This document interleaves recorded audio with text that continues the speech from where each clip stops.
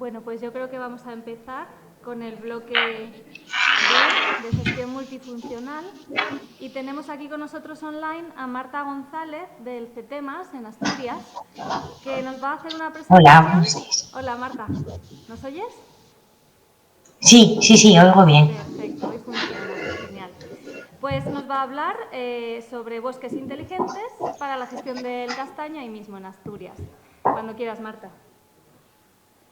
Bueno, buenos días a todos y lo primero de todo, muchas gracias a la organización por permitirme hacer esta presentación.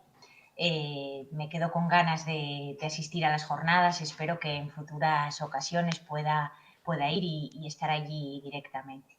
Bueno, mi nombre es Marta González, trabajo en la Fundación CETEMAS en el área de producción sostenible y hoy voy a hablar un poco de gestión forestal y de cómo usamos a raíz de los últimos proyectos IoT y otras tecnologías para el análisis de nuestros bosques.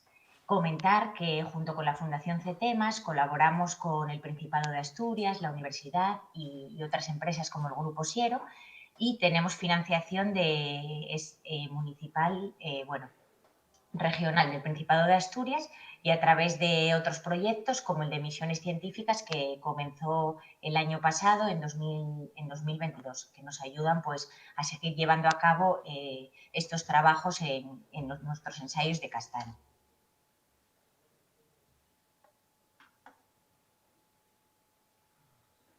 Bueno, voy a comenzar explicando un poco la importancia que tiene el castaño en Asturias, en nuestra región. Y es que de 450.000 hectáreas de arbolado que tenemos en esta comunidad, aproximadamente el 18% es castaño. Es la especie que mayor superficie ocupa, unas 80.000 hectáreas, que es superior a otras repoblaciones productoras como el eucalipto o el pino radiata o pinastre. Desde la antigüedad, la situación del castaño en Asturias, la mayoría de los bosques que tenemos en la actualidad es monte bajo. También en los últimos años, a raíz de subvenciones para reforestaciones, hay algunos montes altos, pero la mayor parte se forma de rebrotes de cepa, de monte bajo. También hay situaciones intermedias con masas heterogéneas en las que se entremezclan este tipo de bosques con injertos ancestrales, como los conocidos como los cabornos o caruchos. Para Asturias, desde la antigüedad, el castaño ha sido de gran importancia, porque es una fuente básica de alimento humana y animal y además se ha aprovechado para la madera. En la construcción ha tenido grandes usos, como es la construcción de viviendas, los hórreos, que son un icono de nuestra cultura, de la cultura asturiana, y además también se ha utilizado para otros usos, como la producción de leña, de muebles, o el uso de leñas para calefacción. Sin embargo, en las últimas décadas, con el abandono de los montes, lo que ha ocurrido es que estas masas en muchas ocasiones están degradadas. Algunas están pasadas de turno y además excesivamente densas y con enfermedades, porque no ha habido un plan de gestión apropiado con un fin claro. Por ello, ya hace algunos años, el Principado de Asturias estableció el Plan Estratégico del Castaño, con el que contó con la Fundación para empezar a abordar una serie de estrategias que permitieran tener herramientas para la toma de decisiones en este tipo de masas forestales. Con todo ello, se empezó a instalar un dispositivo experimental que abarcara en Asturias todas las condiciones, que cubriera la distribución del castaño y abarcara todas las condiciones edafoclimáticas, de edad, de densidad de las masas, y se instalaron parcelas en las que no había gestión y luego otras parcelas en las que se empezó a hacer gestión y se empezaron a tomar datos.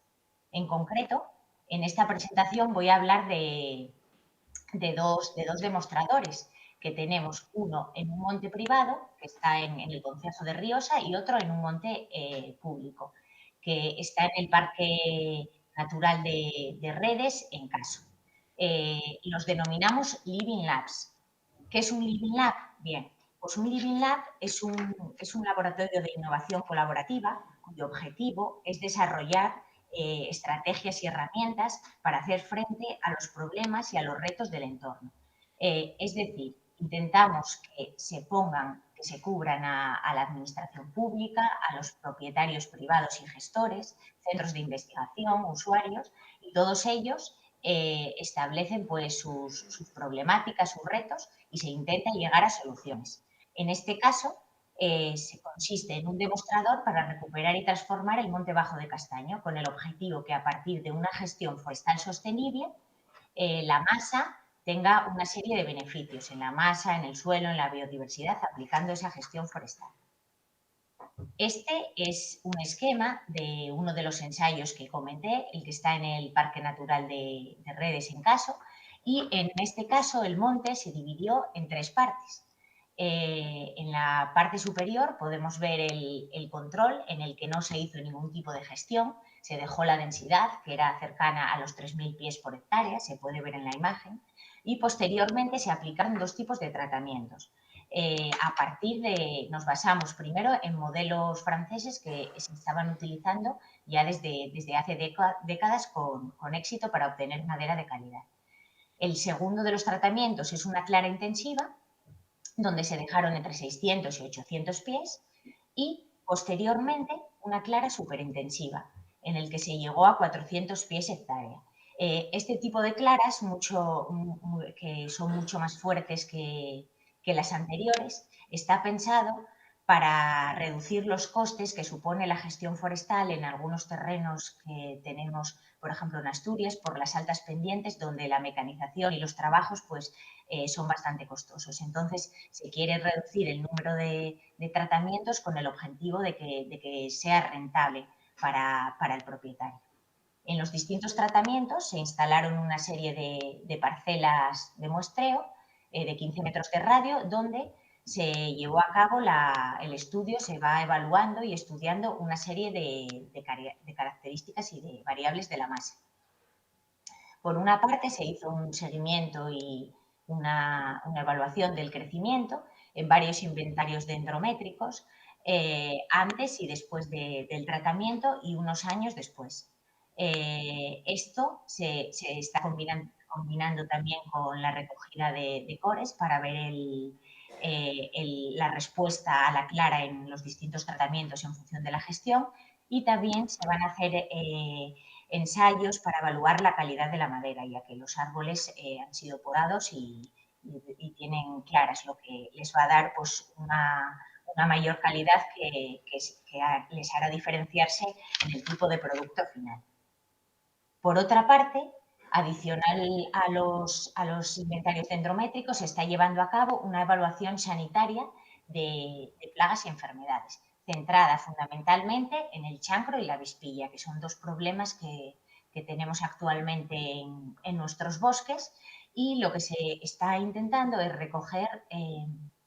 hacer un inventario de los chancros en cada uno de los árboles, caracterizándolos en función de su posición, la severidad, y posteriormente hacerlo periódicamente para ver si hay una respuesta ante la gestión silvícola, con el objetivo de que si el árbol está menos competido y tiene más vigor, cómo reacciona a este tipo de enfermedades y plagas. En la avispilla también se está haciendo un conteo de las agallas que se presentan en los árboles.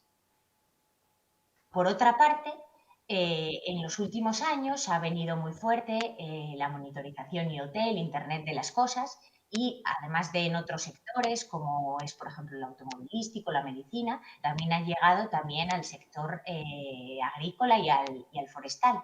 ¿En qué consiste esto del Internet de los árboles o de los bosques? Pues son una serie de dispositivos que están conectados y localizados en el bosque y retransmiten la información para poder ser aprovechada con distintos fines. Las ventajas que tienen este tipo de sensores es que mejoramos los métodos de precisión, de medición, en ocasiones pues, pueden ser más precisos, no tenemos que desplazarnos a tomar todas esas variables cada vez que se requiere una medición, tenemos mucho más datos, nos llegan en el momento, y además se pueden generar alertas. Estas alertas pues, son interesantes desde el punto de vista de de las plagas o en el caso de que haya que realizar en otro tipo de especies algún tipo de riego. Con las alertas, pues podemos funcionar de una manera mucho más precisa y rápida. En nuestro caso, lo que hicimos es instalar estos equipos en las distintas alternativas silvícolas de los ensayos y recogen distintos parámetros climáticos, edáficos y de los árboles.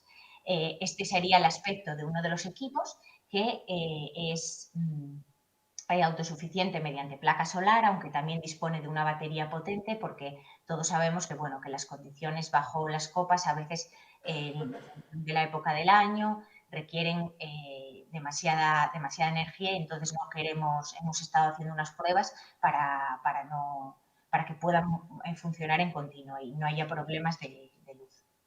Habría una unidad central donde va conectada donde está la batería, el módem, las tarjetas SIMS y las conexiones a distintos sensores. Y luego dentro de los equipos, en la campana que se ve ahí blanca, hay unos sensores ambientales de humedad y temperatura. También más elevado hay un sensor de radiación que recoge la radiación del sol y enterrados en el suelo a distintas profundidades, sensores de suelo que recogen la humedad y, bueno, temperatura y conductividad. Por otra parte, y más centrados en los árboles, hemos colocado unos dispositivos que simulan una hoja para simular la humedad.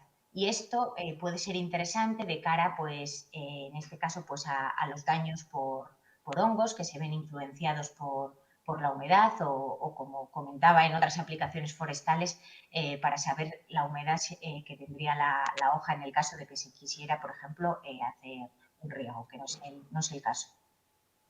Por otra parte, también van instalados dendrómetros en los tratamientos para poder monitorizar el crecimiento diametral de los árboles.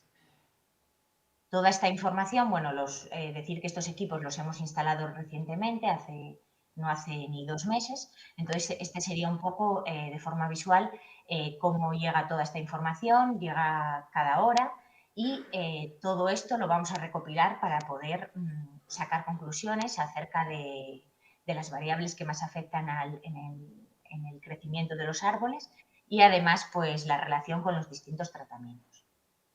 Por otra parte, también estudiamos la biodiversidad y esto se hace de una manera nada dañina para las especies animales, sino que es a través de una grabadora que se instala en los árboles y está funcionando durante el día y la noche. Mediante un muestreo acústico pasivo va guardando los sonidos de distintas aves y murciélagos con el objetivo de recoger información y conocer las distintas especies, la diversidad que tenemos en cada uno de los tratamientos, donde hay y donde no hay gestión forestal y elaborar índices de actividad para poder llegar a conclusiones de si verdaderamente una mayor gestión va a afectar a esa biodiversidad en el monte. Por otra parte, como no hay mucho tiempo, simplemente quería comentaros que a raíz del último proyecto que hemos tenido, centrado en castaño, hemos elaborado unos itinerarios silvícolas para conocer en función de la calidad del monte y la edad qué se puede hacer para gestionar de manera adecuada en función del producto final que se vaya a obtener. Bueno, estos itinerarios están ya disponibles, podéis pedírnoslos, hemos dado divulgación a través de distintos medios, si no podéis escribirme y pedírmelos y en función de una serie de decisiones podemos estimar cuál es la mejor salida para nuestro monte, para obtener pues, la mayor porción de madera de calidad y en el caso de que el monte no sea mejorable por clara, no realizar ninguna gestión.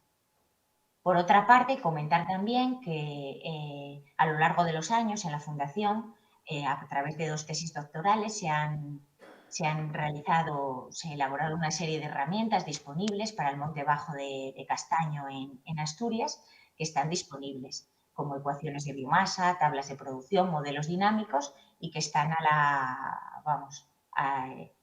disponibles para todo el mundo que lo necesite.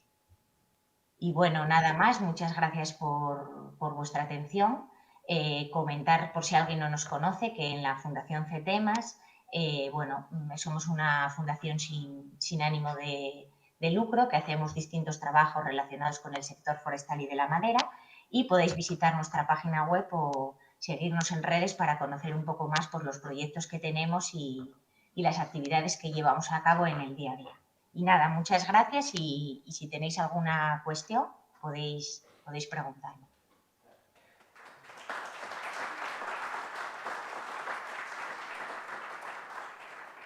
Muchas gracias, Marta. Desde luego que la aplicación y el desarrollo de la tecnología hoy en día tenemos que aprovecharlo para la gestión de los bosques y más del castaño, ¿verdad? No sé si tenéis alguna pregunta. ¿Nos oyes, verdad? Sí, yo oigo perfectamente. Hoy funciona. Entonces podemos aprovechar porque sí tenemos alguna pregunta. Yo quería preguntarte, porque a veces cuando se hace una clara muy intensiva, con un peso muy grande, controlar el rebrote supone pues un problema. Entonces, no sé si a la hora de hacer un ensayo, o sea, en vuestro ensayo, si se ha montado una parcela de exclusión ganadera o si estáis contemplándolo como para luego implementar un sistema de agroforestería con rebaños locales y... No sé. Vale, no. En este momento no se ha hecho ningún aprovechamiento ganadero. La verdad es que también están en unas zonas de bastante pendiente, pero bueno, sí que podría ser interesante combinar los dos usos que estás comentando. En este caso no, la verdad que la de 400 pies por hectárea sí que por la densidad que tiene podría ser compatible porque quedan espacios muy grandes que podrían aprovecharse para pasto. Entonces, sí que es interesante, pero no, en este ensayo no lo hemos contemplado. O sea, en vuestras parcelas de ensayo entra la fauna natural, no hay ningún tipo de vallado ni nada, ¿no? Eso es. Vale, perfecto. Era mi duda. Muchas gracias. ¿Alguna otra pregunta?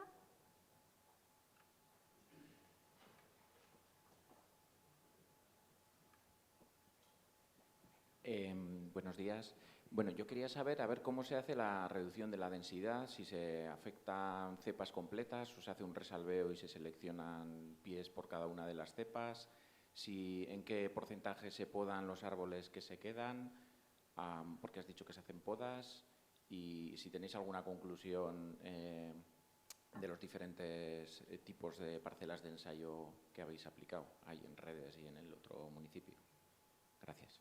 Vale, bien. En principio se hicieron cálculos para dejar esos pies por hectárea y se estimó dejar 1 o 2 fustes por cada una de las cepas. En el caso de que hubiera más, pues en algunos sitios se dejaba 1 o ninguno, siempre dejando aquellos, claro, que estuvieran sanos, que se vieran con vigor, dominantes, la mayor rectitud posible y, bueno, características generales de calidad forestal.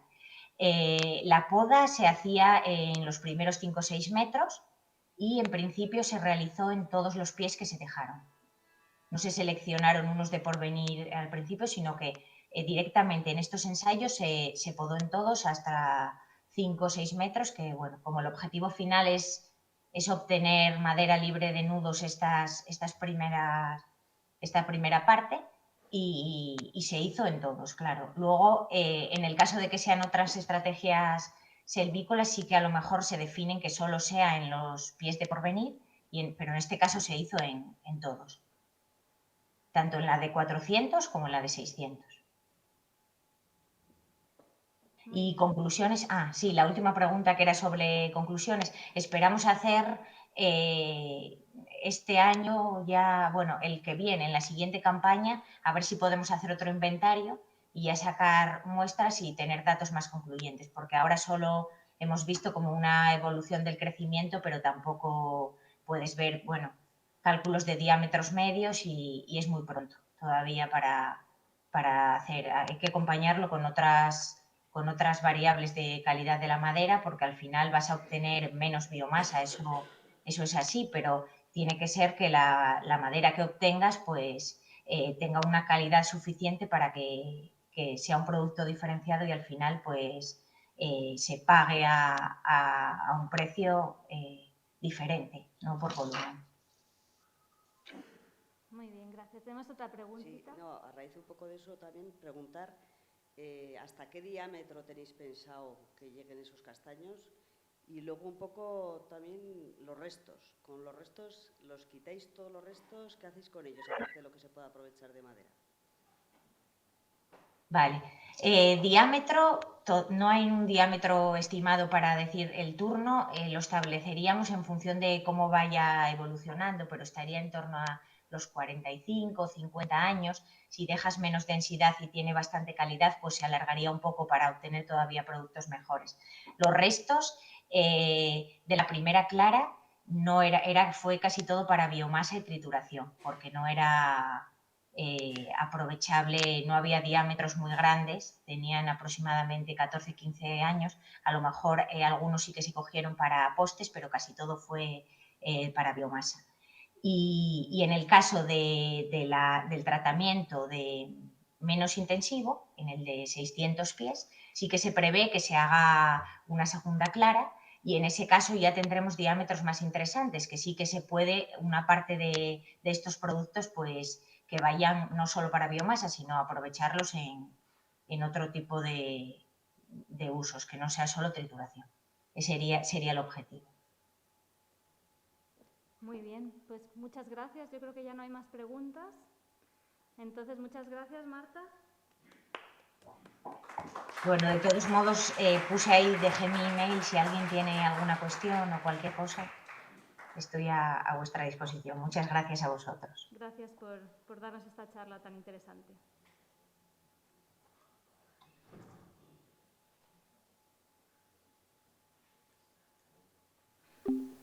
Bueno, pues ahora vamos a irnos a Vigo, a la Universidad de Vigo, y Pablo Gallego, que lo tengo aquí al lado, nos va a presentar algo que tiene que ver también con este nuevo desarrollo de las tecnologías, sobre todo centrada en la inteligencia artificial, ¿verdad? Y la charla la voy a buscar por aquí. Está aquí. Bueno, ya está.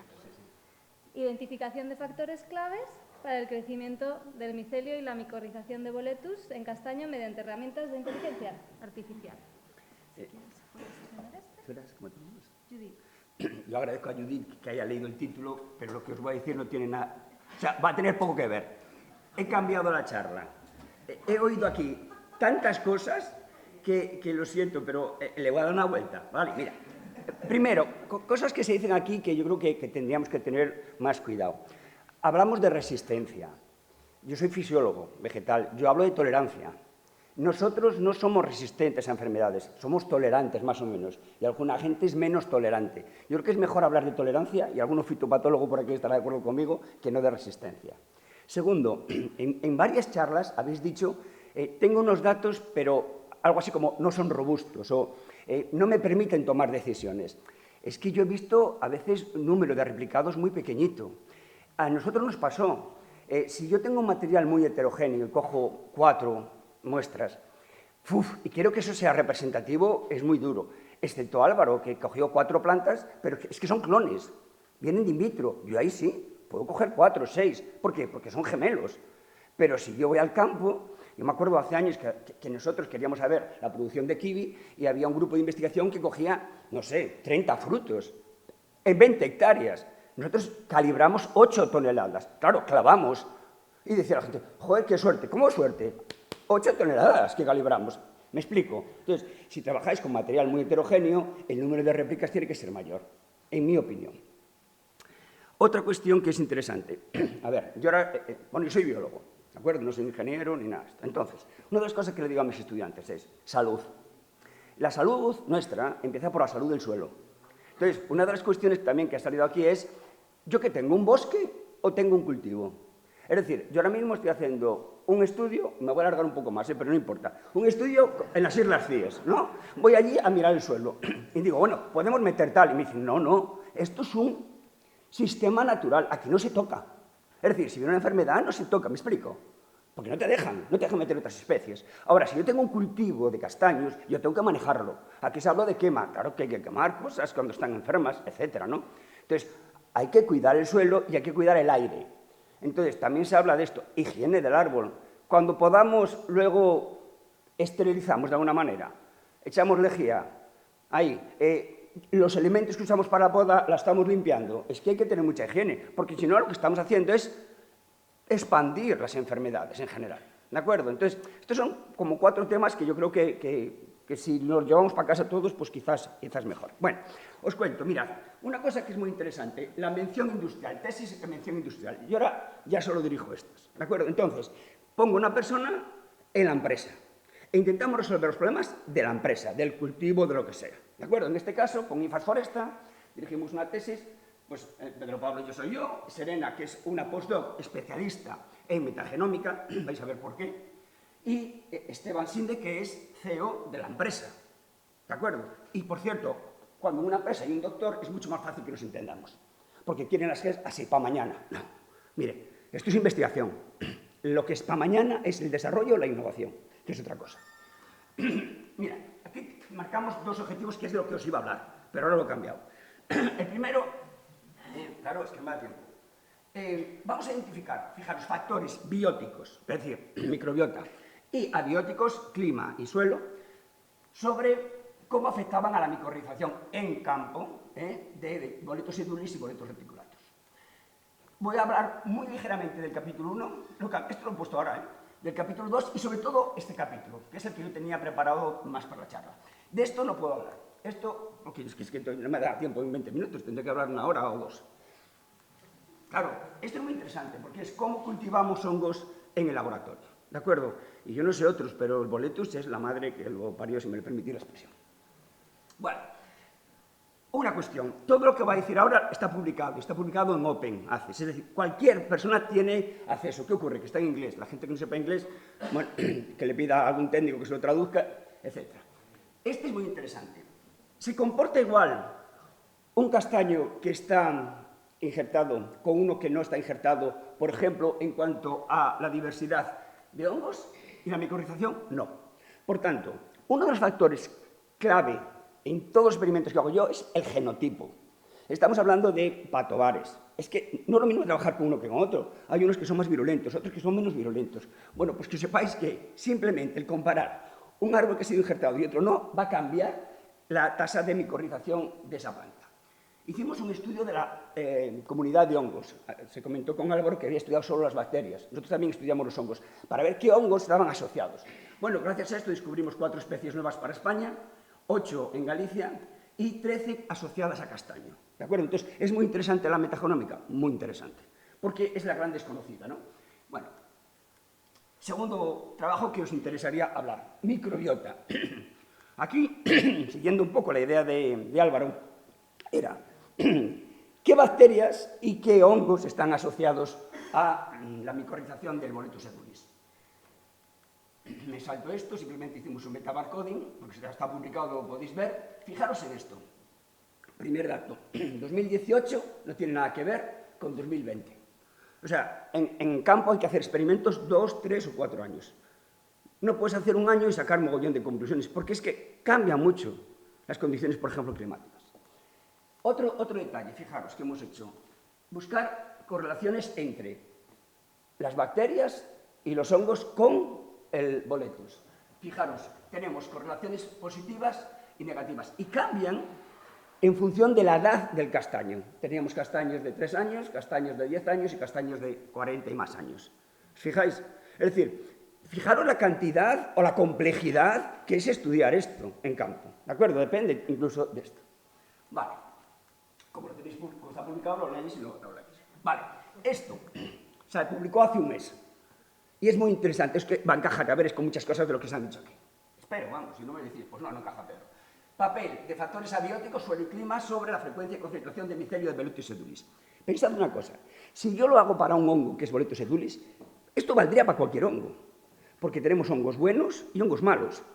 Pero esto le va a afectar a todos, ¿de acuerdo? Entonces, cada uno de vosotros que esto asuma para sus hongos, ¿de acuerdo?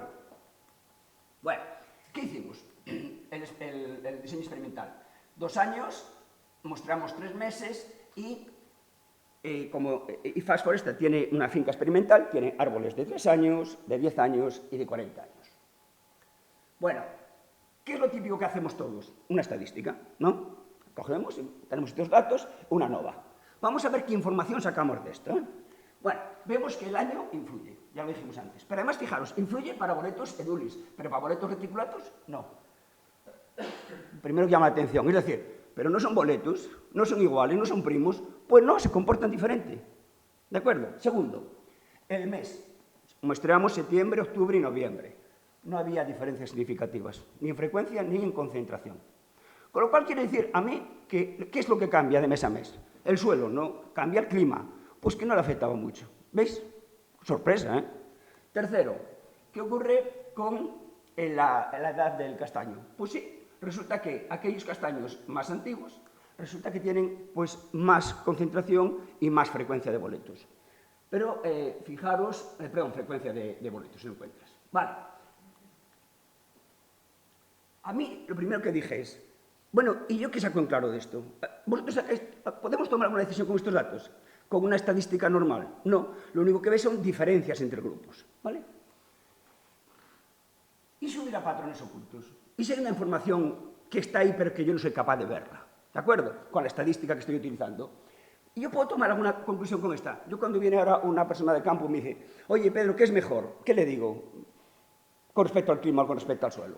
Bueno, entonces nos ocurrió empezar a utilizar algo que ahora mismo está todo ahí, todo el mundo asustadísimo, que es eso que se llama inteligencia artificial. Vale, redes neuronales. Las redes neuronales son fantásticas para predecir. Luego os voy a poner un ejemplo, ¿vale? Pero esto es un cortacésped. Bueno, pues esto funciona con redes neuronales. Y nadie nos asustamos, ¿no? Yo tengo una rumba de estas en casa. Funciona con redes neuronales.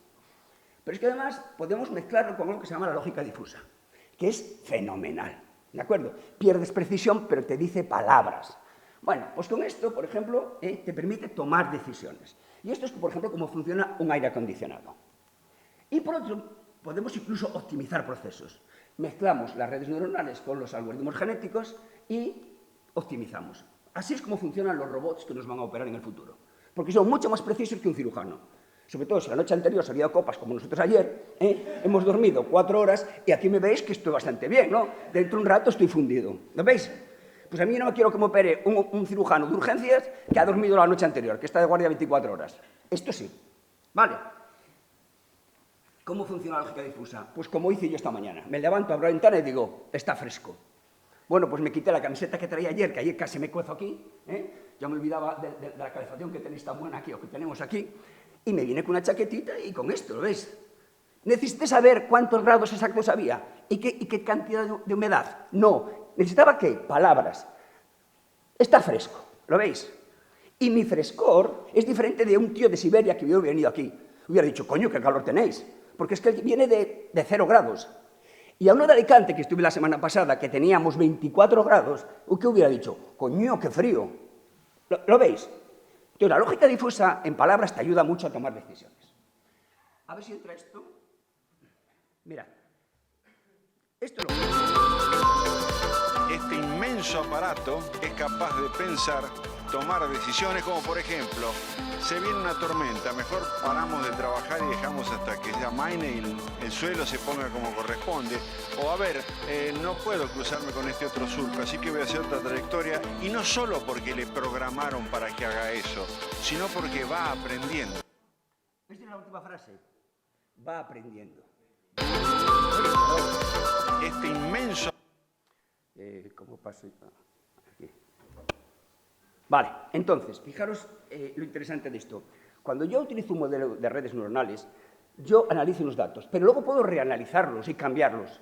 Y él puede aprender a buscar patrones ocultos, ¿vale? Lo cual a mí me parece flipante. Permitidme que pase esto rápido porque está en el paper. Simplemente deciros que tú vas a tener un buen modelo, como le digo a mis estudiantes, si tienes buenos datos. Hay gente que me envía datos después de un congreso como este. Pedro, usa las redes neuronales y haz magia, o carallo, como dicen en Galicia. O sea, si tienes pocos datos, pocos representativos, no hace milagros. A ver, ¿queda claro esto? Bien. Entonces, tienes que además validar el modelo. Hay modelos que te lo hace el modelo, como ChatGPT te escribe una novela si quieres. Ahora, ¿tiene sentido? Igual no. Entonces, tienes que validarlo, ¿no? Si es predecible y si es preciso. Es decir, tienes que tener modelos robustos. Y esto es lo que me encanta. No tengo datos. Me dice palabras. Lo vais a ver luego. Si este factor, por ejemplo, es alto, hoy, si la temperatura es 10 grados, o sea, media, ¿no? Y la humedad es poca, Pedro, vete en chaqueta y en camisa. Es así de sencillo. Te permite tomar decisiones sin tener que elucubrar lo que te dicen los datos. Entonces, vamos a ver. Aquí, nosotros hicimos un primer experimento. Yo dije a mis chicos, vamos a hacer las redes, ¿no? Y acordaos que teníamos 3 variables. Año, mes y edad de la planta, ¿sí? Es decir, tenemos 3 factores. Esto es un problema multifactorial. Y queremos ver qué pasa, qué explicación hay de estos factores para 4 parámetros, la concentración y la frecuencia de boletos reticulatos y boletos edulis. ¿Veis esta base de datos? Sencillísima. A mí la gente cuando hablo con los informáticos, ¿cuántos datos vas a utilizar? Si no importa cuántos datos, es si los datos son robustos o no. Por cierto, son medias, no son las réplicas. ¿Sabéis por qué son medias? Porque yo he visto que la variación es muy pequeña. En cambio, si tengo mucha variación y meto ahí la media, el modelo deja de tener robustez, ¿vale? Bueno, hacemos esto y esto le preguntas, ¿qué factor de estos es el más importante? Hay interacciones entre los factores, porque muchas veces lo que hacemos es, cojo un factor, veo, por ejemplo, ayer se hablaba, temperatura, ¿no? De termotal, 49, 47, 50, pues la mejor, 49, me la quedo. Y luego pruebo tiempos, ¿no? Imagínate que solo cojo 49 y pruebo tiempos. Ah, ya he optimizado. Bueno, vamos a ver si hemos optimizado o no. Primero, el modelo, me creéis, es muy robusto, ¿vale? Bueno, pues no, porque fijaros un dato. 6 y pico aquí. Pues no. Mi modelo no me va a predecir bien la concentración de reticulatos. Falla algo. Tengo que volver al campo y tengo que ver qué pasa. ¿Lo veis? O sea, hay algo que no estoy teniendo en cuenta y que afecta, y el modelo no es capaz de encontrarlo. Bueno, me encanta. Y te dice, si tú quieres tener mucha concentración de boletus edulis, el mejor condición es noviembre 2020. Y tú dices, qué bien. Entonces, ¿yo qué me fabrico? ¿El próximo noviembre del 2023 uno parecido? No puedes. ¿Cómo lo puedes hacer? Si tengo una cámara. Por eso mucha gente antes hablaba, hago experimentos en un laboratorio, porque ahí sí que puedo poner yo la humedad que quiero, etc. ¿Sí? Vale, siguiente. Si yo quiero tener una frecuencia alta, ¿qué? Pues mejor un año. Vamos a ver qué pasa en el 2020. El 2020 es algo diferente al 2018, pero yo no sé qué es. ¿Veis esto también? Y por último, si quiero tener frecuencia, bueno, pues me voy a, ¿cómo se llama? Un castaño viejo, de más de 40 años, que es donde mayor frecuencia tengo. Por tanto, tenemos interacciones año y mes, ¿lo veis? Y posiblemente esté relacionado con factores climáticos más que las propiedades del suelo. Bueno, pues ¿qué hicimos? Ahora, vamos a muestrear en el suelo y vamos a medir pues, un montón de propiedades. 9 propiedades físicas. Aquí, no, perdón, 8. Propiedades químicas, pues creo que son 12, ¿vale? Propiedades climáticas, bueno, pues todo esto, temperatura media, temperatura máxima, mínima, humedad, precipitación, evapotranspiración, déficit de agua y exceso de agua, ¿vale? Bueno, ¿qué hacemos? ANOVA, como siempre, ¿no? Bueno, ¿qué tenemos aquí? Os lo paso. Pues efectivamente, 2020, ¿qué fue? Más lluvioso que 2018, que fue tremendamente seco. Y esto os puede pasar a vosotros. Entonces, a mí si me preguntáis, ¿yo qué quiero? ¿Un bosque de castaños o quiero un cultivo? Yo veo esto y lo que viene, ¿y qué pongo? ¿Riego? ¿No? Por ejemplo, dejarlo como hipótesis. Segundo, ¿cómo fue la media? Pues, pero, si cojo estos datos no hay diferencias significativas. ¿Veis la media del año?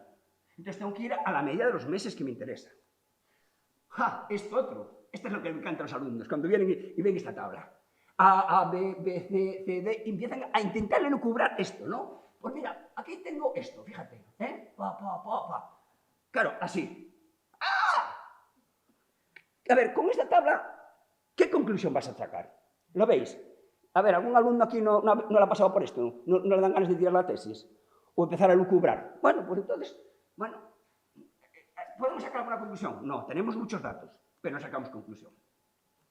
Bueno, ¿qué hicimos? Pues os podéis imaginar, magia con las redes neuronales. Antes teníamos 3 factores. Ahora, ¿qué hacemos?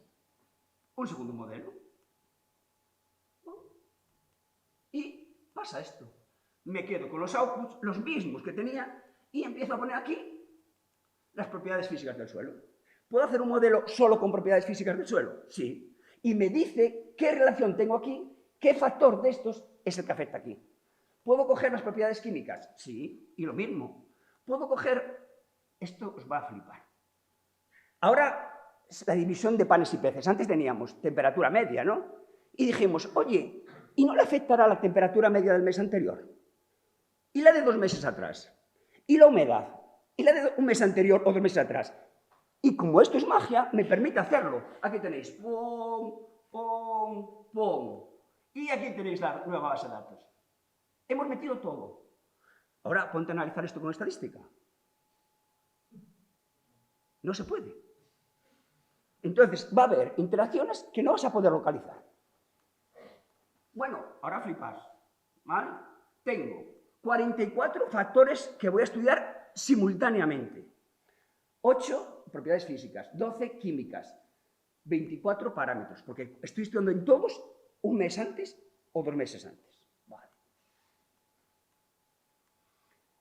Primero, todos los modelos esta vez son robustos. ¿Qué quiere decir esto cuando lo vi? El estudiante me dijo, oh, esto y tal. Hemos metido en el modelo una cosa que antes no habíamos metido. ¿Os acordáis que no daba? Ahora sí.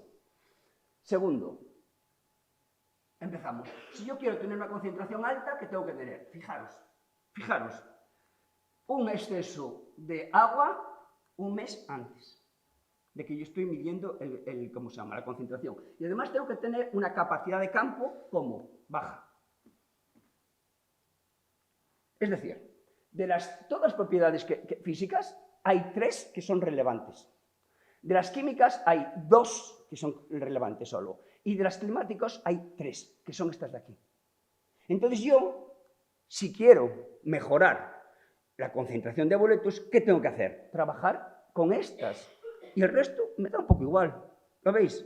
¿Estoy teniendo información útil? Sí. Bueno, aquí lo tenéis. Como está escrito en el paper, lo leéis. ¿Vale?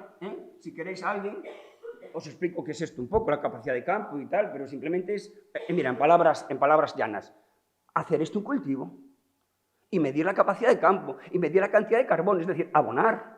O triturar la materia que no está contaminada y dejarla ahí en el suelo. Es decir, crear más humus, crear más humedad. Porque fijaros que la humedad, tanto por exceso como por exceso, aquí lo tenéis, como por defecto, afecta. Bueno, muchas gracias. Me ajusté bastante bien, ¿no? A pesar de todo. Solo una cosilla. Ahora estamos pasando de la agricultura 0.0 a la 4.0. ¿Habéis visto la charla de Marta? Lo que viene son menos datos o más datos. Si yo en IFAS, la voy a convencer a IFAS que ponga esa estación y empiezo a coger datos diarios de humedad de suelo, temperatura de suelo, análisis de suelo. Yo puedo hacer, por cierto, el análisis de suelo una vez al año, no necesitáis hacer todos los meses. El suelo no cambia tanto, sobre todo si no abonáis. Si abonáis, sí, pero si no, si es un bosque, no va a cambiar. Los datos climáticos sí que interesan. Pero acordaros también de ver qué pasó un mes antes o 2 meses antes, porque pudiste tener una sequía del copón y eso se paraliza. Por eso yo decía que lo del riego a lo mejor hay que meterlo. ¿Qué más tenemos? Tenemos sensores de aja, temperatura de la planta. ¿Esos son qué? Más inputs. Con lo cual, si tenemos muchos inputs, la única solución que os digo es hay que utilizar modelos de redes neuronales. Porque puedes meter 30 inputs, 50, 70. ¿Lo veis? Y entonces los modelos son mucho más robustos y vais a poder predecir mejor. Cosillas para acabar. Si yo tengo un cultivo de castaño, que no tengo, no soy para nada, yo le pongo riego, porque es un cultivo, como otro cualquiera. Y entonces yo puedo controlar la cantidad de agua que tenga. Segundo, tengo que tener una buena capacidad de campo. Bueno, pues tengo que abonar, o tengo que triturar y eso, y quitar todo lo que está contaminado. Eso hay que quitarlo, hay que quemarlo si hace falta. Tercero, no os hablé, porosidad. Un hongo cualquiera, los buenos y los malos, crecen bien si hay buena porosidad, porque tiene que tener acceso al agua y tal. Si yo lo compacto con maquinaria pesada, ¿qué estoy haciendo? Reducir la porosidad. Con lo cual, si yo tuviera una finca, metería la maquinaria menos pesada posible. ¿Lo veis? O más separada del rizoma, ¿de acuerdo? De las raíces. Higiene, poda, en la quema. A mis estudiantes les explico cuando los veo, digo, mira, hemos tardado millones de años en tener piel, ¿lo veis? ¿Y la piel qué hace? Nos protege de los patógenos, ¿sí o no? Pueden entrar por aquí o por algún agujero más. Bueno, ¿qué hacemos? Piercings. ¿Qué hacemos? Tatuajes. O sea, estamos abriendo, invitando a que vengan, ¿no? Pero es que algunos tienen un tatuaje que es amor de madre. Bien, pero es que otro te pone de aquí a aquí, ¿no? Y piensan que esa tinta va a estar ahí. Un familiar mío es muy buen anatomopatólogo y cada vez que hay una desviación aparece la tinta de los, ¿cómo se llama? Tatuajes. Los árboles, ¿qué tienen? Corteza. Corteza. Tengamos cuidado con la corteza. Las heridas. Si yo provoco una herida por poda, ¿qué tengo que hacer? Inmediatamente sellar eso, porque si no estás invitando a que entre cualquier cosa por ahí.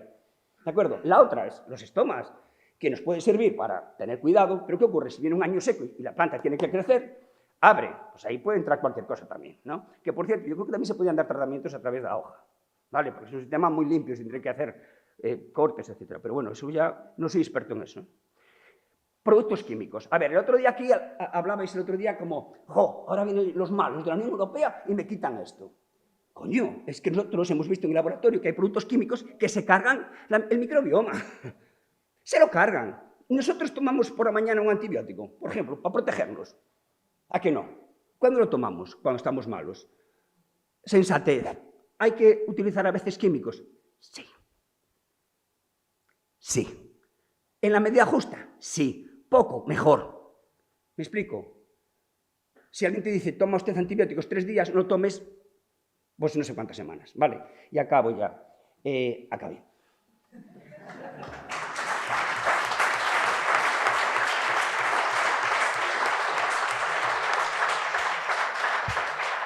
Muchas gracias, Pedro. La verdad es que nos hemos quedado aquí con todos los factores y toda esta posibilidad que se puede... Pero bueno, brutal. con las redes neuronales Brutal, es el futuro también, ¿verdad? Pero bueno, ¿tenemos alguna pregunta para Pedro?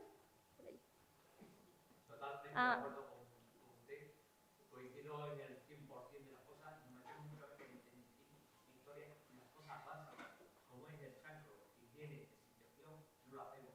Y estamos propagando con las podas. Hay zonas donde están llenas de chancro y se empieza a hacer un montón de cortes. Estamos provocando nosotros mismos. Lo estamos provocando. Estamos haciendo la muchacha al revés. Ese señor se llama Jesús Olmedo y tuve el placer de tomar un café con él y yo no tengo ni idea de producir, ese señor sabe mucho. Y yo le decía, me estaba comentando esto, que él regaba, yo le decía, verás cuando el exceso de agua o la deficiencia, me está diciendo que es la buena, que él trata poquito. Este señor es un experto y le va muy bien, preguntarle a él. Bueno, pues muchas gracias. Me están diciendo que no tenemos mucho tiempo, vamos un poco retrasados, entonces si os parece las siguientes preguntas que tengamos las hacemos después, ¿vale? Entonces, muchas gracias, Pedro.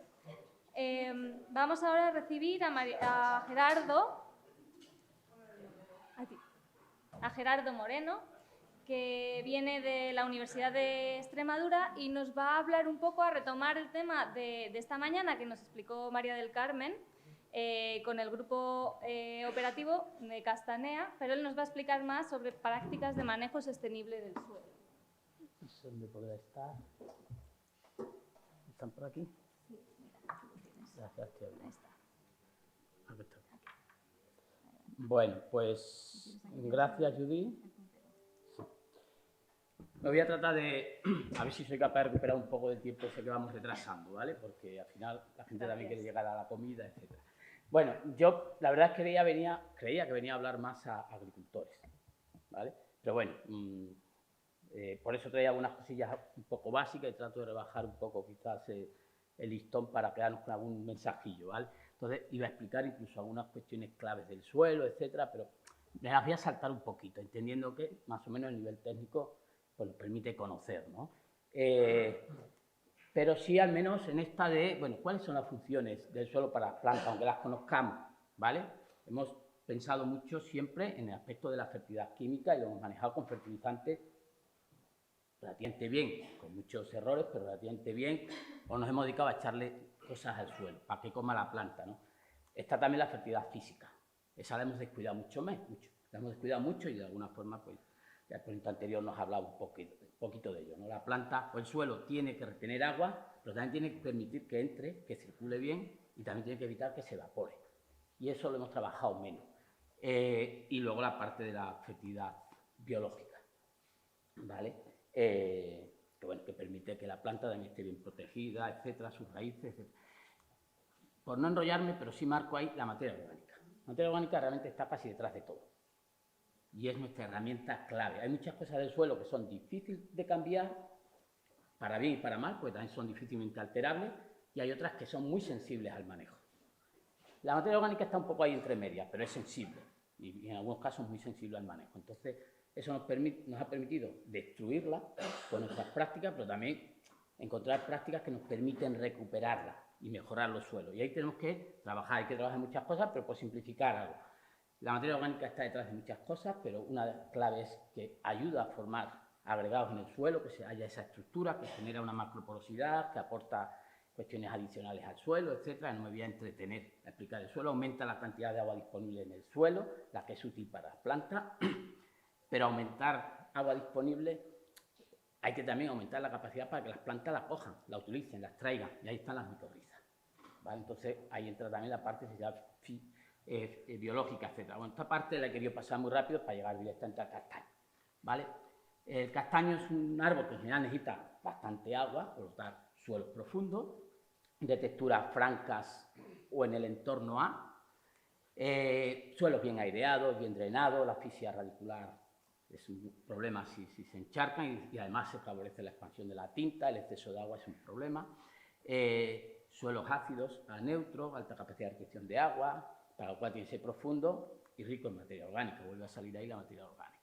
Bueno, pues entonces, en este grupo operativo que desarrollamos en Extremadura, pues yo, un pequeño papel que tenía ahí, que era mirar un poquito al suelo, algunas prácticas de manejo que nos pudieran decir hacia dónde estamos yendo en el manejo del suelo.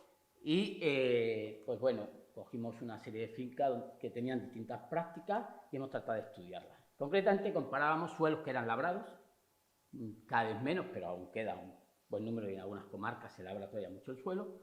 Otros que se habían entregado el alma al herbicida, que por cierto ayer se prorrogó por otros 10 años en Europa, y que bueno, una herramienta muy útil, pero tenemos que saber qué nos está provocando.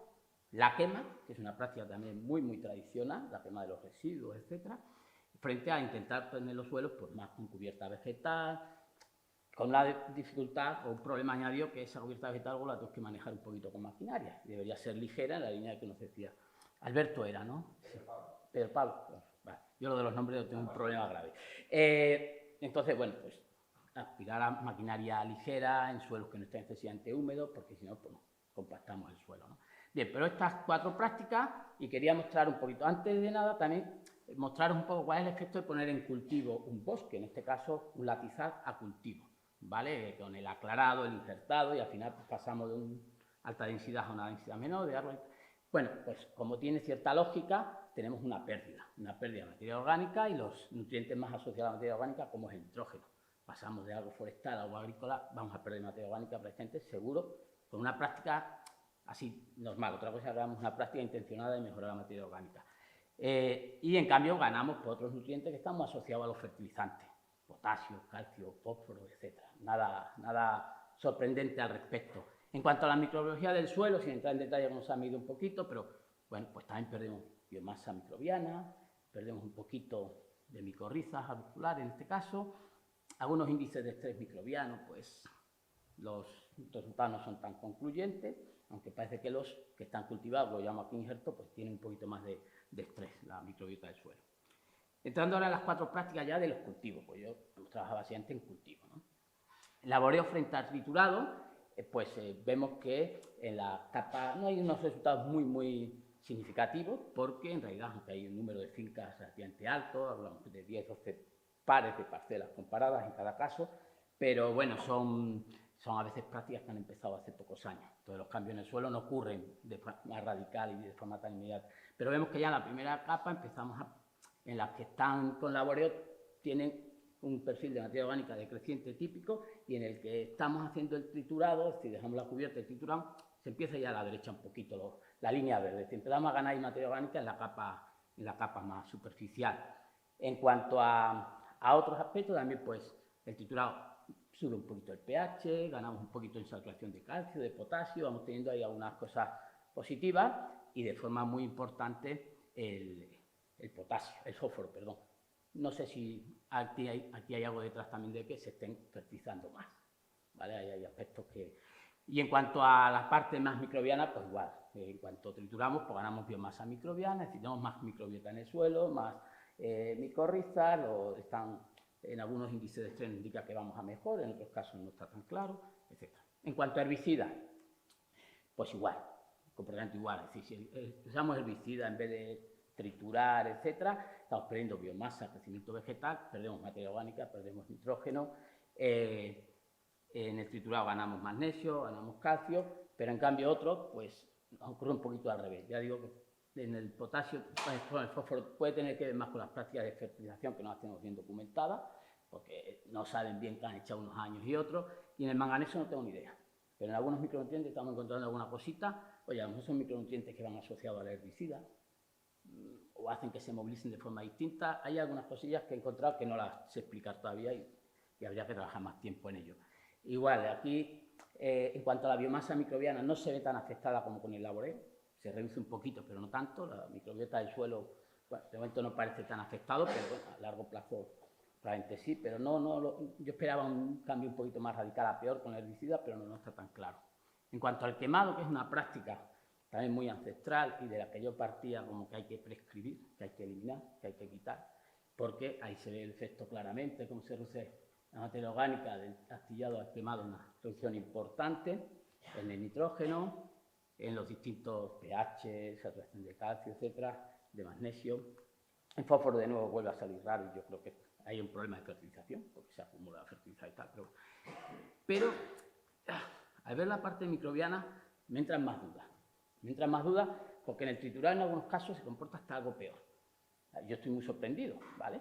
Y en las partes de los índices de estrés microbiano también, pues no está tan claro. En algunos casos el quemado está como que está en mejores condiciones la microbiota del suelo, ¿vale? Es algo que a mí los resultados creía que iban a ser más concluyentes, y ahora ya no estoy tan opuesto a que se queme.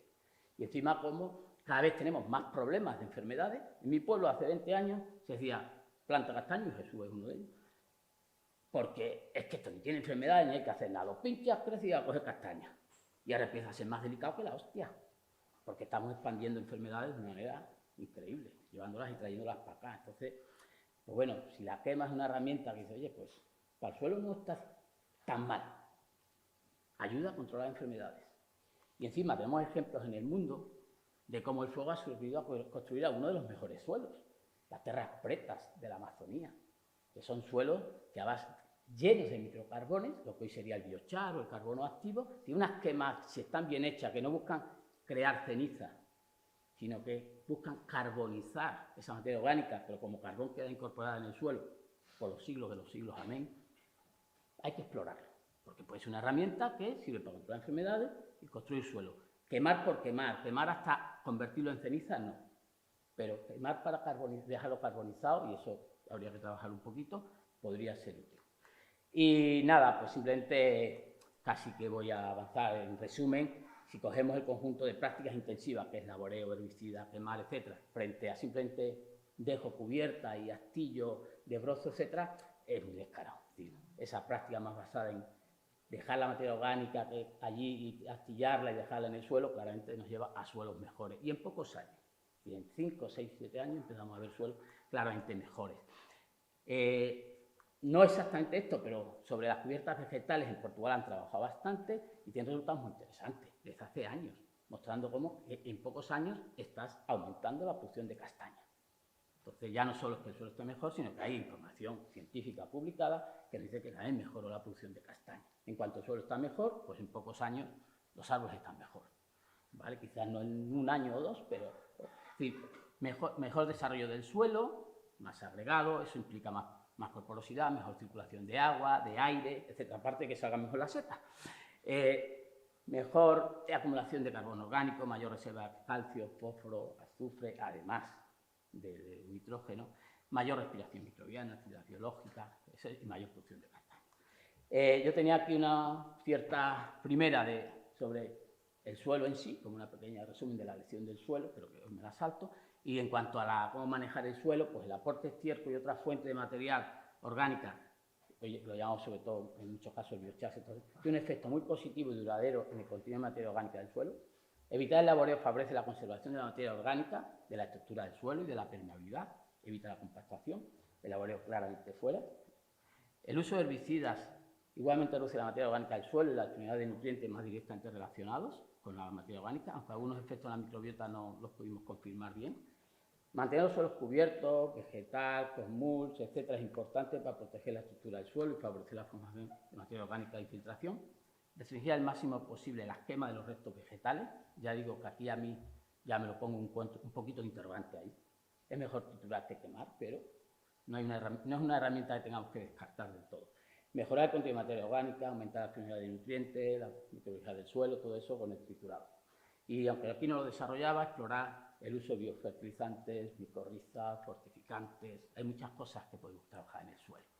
Y simplemente por acabar con una frase de Ratan Lal, probablemente uno de los mejores edafólogos de los últimos años, los agricultores debemos pasar de la atención del NPK al CNPK, es decir, tenemos que trabajar la materia orgánica del suelo.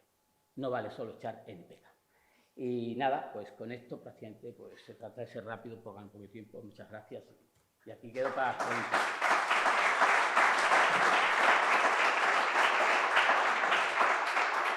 Muchas gracias, Gerardo. Yo creo que las preguntas después las vamos a dejar porque no tenemos mucho tiempo. Entonces, después de esta charla tan interesante, con resultados bastante analizados sobre las mejores prácticas del suelo, vamos a quedarnos en Extremadura y vamos a recibir, abriendo el siguiente bloque temático sobre biodiversidad y cambio climático, a Óscar Chávez. Óscar, estás ahí, bien. Que viene de la Universidad de Extremadura a presentarnos la resiliencia ante el estrés térmico e hídrico en diferentes poblaciones de castaño en Extremadura.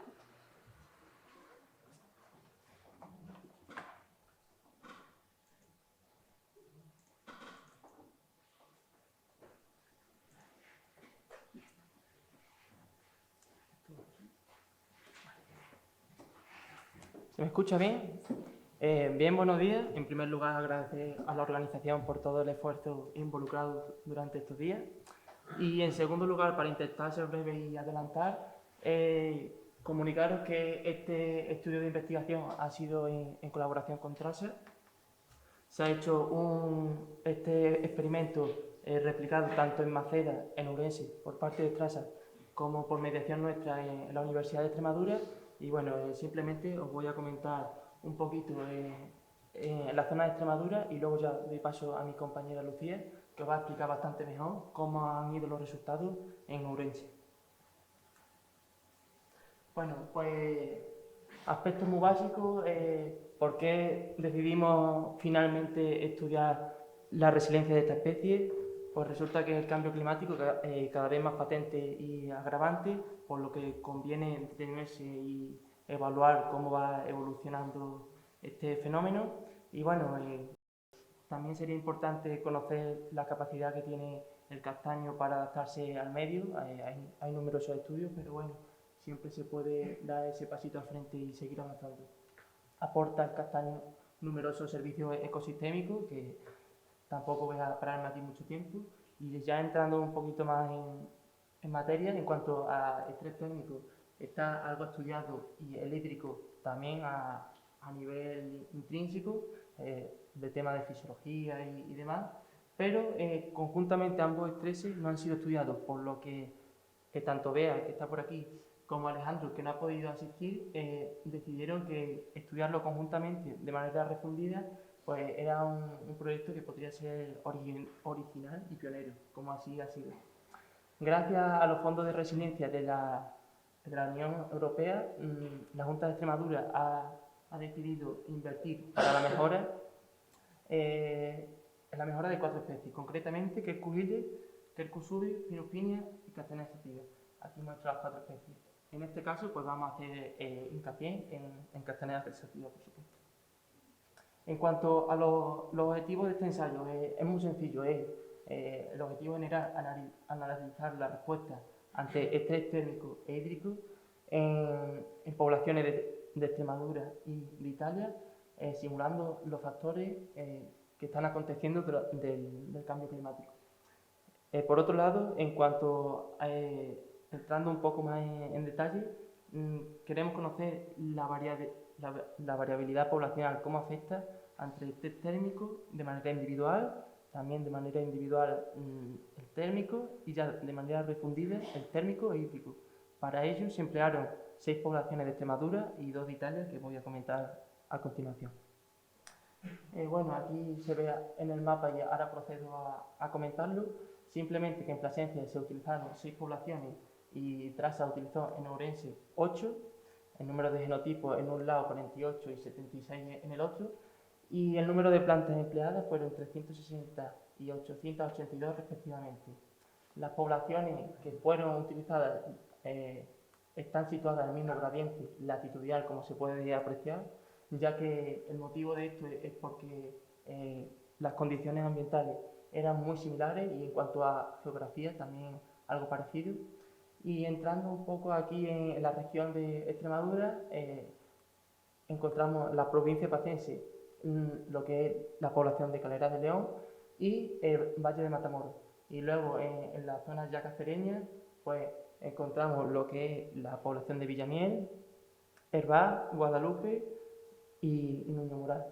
En cuanto a las poblaciones italianas, tenemos a Petraglia Sutana, ubicada en Sicilia, y también tenemos a Sierra San Bruno, ubicada en Calabria.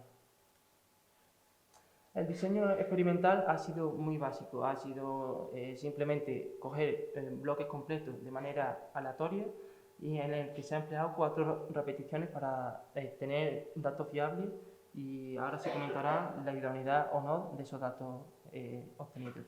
En cuanto al primer paso, al primer bloque, tenemos el estrés térmico, que simplemente era inducirlo a calor durante unos 46 grados aproximadamente, 6 horas diarias continuadas, sin cese de ese calor, durante 5 días continuados.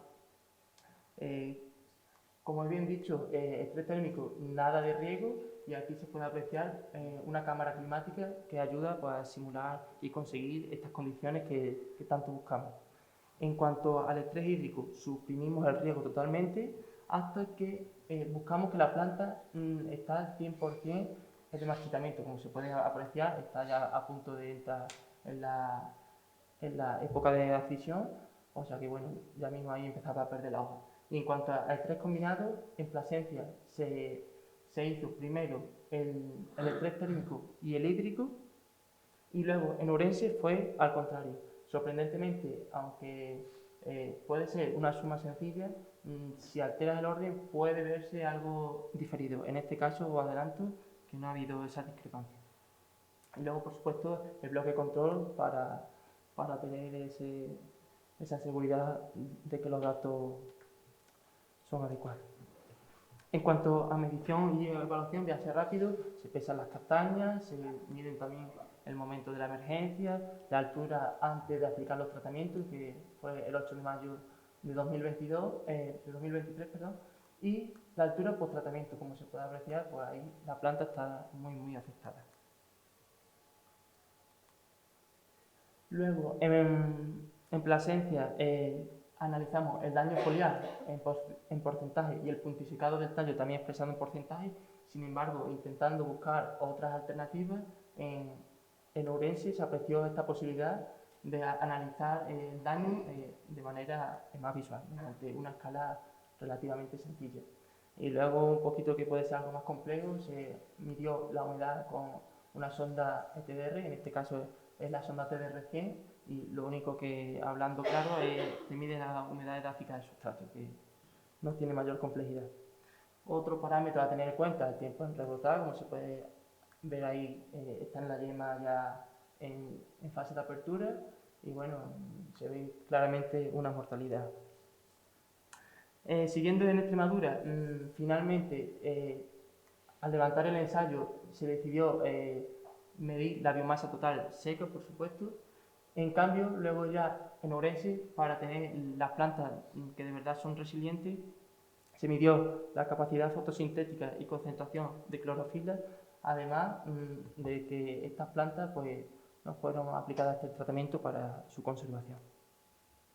En cuanto a análisis estadístico, así hablando rápidamente, utilizamos un programa bastante potente estadístico llamado Estadística, y bueno, se utilizaron varias versiones, varios modelos, y en fin, que si quiero puedo entrar un poquito más en detalle. Ya en cuanto a temas de resultados, que es lo que más nos concierne, pues a ver, como se puede apreciar aquí, cada día que tú sometes a estrés térmico un día de calor y otro, y va siendo progresivo, pues esos datos al fin y al cabo son acumulativos. Y como se puede apreciar, algunas lo padecen más que otras, y la hipótesis de esto, pues simplemente son por las condiciones ambientales y otros parámetros como genotipo, que en este caso no ha podido ser evaluado. En cuanto a más datos, aquí tenemos el puntisecado, pues está un poco al alta, se lleva la palma Valle de Matamoros, y luego en Sierra San Bruno y Petale Sotana pues hay cierta discrepancia con un amplio margen debido a las pocas muestras supervivientes. Luego también el tiempo en rebotar pues, fue prácticamente similar, no hace falta que haga hincapié. Por otro lado también el tiempo de humedad, pues bueno, en Petale Sotana se puede ver algunas fluctuaciones importantes, pero sin embargo en Extremadura es ínfimo. En cuanto al tiempo en marchita, más de lo mismo. Y siguiendo aquí en el bloque de estrés hídrico, pues bueno, podemos apreciar otras discrepancias cuando hubo la muerte al final del tratamiento, de Petrales, Sotana y Sierra San Bruno alzó la palma ahí. Y el tiempo en rebrotar, precisamente, Valle de Matamoros fue el que menor tiempo tardó en mostrar esta respuesta, pues por lo que dije antes, condiciones ambientales prácticamente, y ya con posibilidad de, con unas líneas de investigación futuras hacia el estudio de genotipos y demás variables. En cuanto al estrés térmico e hídrico respondido, que esto es lo que puede ser más novedoso, bueno, sigue siendo acumulativo, por supuesto, y al final resulta realmente significativo estos datos. Y ya en cuanto a puntisecado, pues bueno, Italia bastante inferior. Luego otra vez Valle de Matamoros con el tiempo en rebrotar tiene esa mayor capacidad, y esto resulta muy curioso. Ya al final del tratamiento con la biomasa total, pues resulta que en este orden de mayor a menor, el tratamiento control, como es lógico, es el que más crecimiento ha podido manifestar, como se aprecia, aunque ahora comentaré este pequeño cambio aquí. Luego pues le sucede el tratamiento de estrés térmico, le sucede el tratamiento de estrés térmico e hídrico combinado, que puede que pensemos todo el mundo que al fin y al cabo pues el estrés hídrico pueda ser algo más severo, como así realmente lo fue, porque se llegó a la planta a unas capacidades que entró en cavitación, y pues al final pues no ha tenido esa capacidad. Y en cuanto a este pequeño detalle, decir que Valle de Matamoros ha crecido más sometiéndolo a calor, una vez que rebrotó y se recuperó, ha crecido bastante más que el control. O sea, esto quiere decir que la planta de esta población ha podido generar, como hipótesis, o eso creemos, un mecanismo de tolerancia inducida que pues, posiblemente sea conveniente estudiarlo con más detenimiento. Y ya doy paso a mi compañera que os va a explicar esto bastante mejor. A continuación os voy a exponer los resultados que hemos obtenido en el ensayo de la zona norte de España, concretamente en el Vivero de Maceda, ubicado en Orense, destacando que hemos analizado dos poblaciones más, que son Calera de León y Villamiel. El ensayo de estrés térmico se evaluó estableciendo una escala de nivel de daño, como ha comentado Óscar, siendo 0 la planta totalmente viva, sin ningún tipo de sintomatología, y 4 la planta totalmente muerta. En la gráfica que tenemos a la izquierda podemos observar el nivel de daño frente a la población. Sin haber diferencias significativas, observamos que la población Valle de Matamoros presenta un nivel de daño menor, pudiendo considerarla la más tolerante. Y la población de Guadalupe resultó ser la más sensible, ya que obtuvo un nivel de daño mayor. Como podéis ver, en este caso ninguna planta alcanzó la muerte total, que sería el valor de 4. Con respecto al tiempo en rebrotar, observamos nuevamente que sin haber diferencias significativas, la población de Hervás fue la que tardó menos tiempo en rebrotar, en torno a 15 días. La población de Guadalupe requirió casi 30 días para rebrotar. Además, mediante la correlación de Pearson, hemos observado que las plantas que antes rebrotan son las que presentan un daño menor.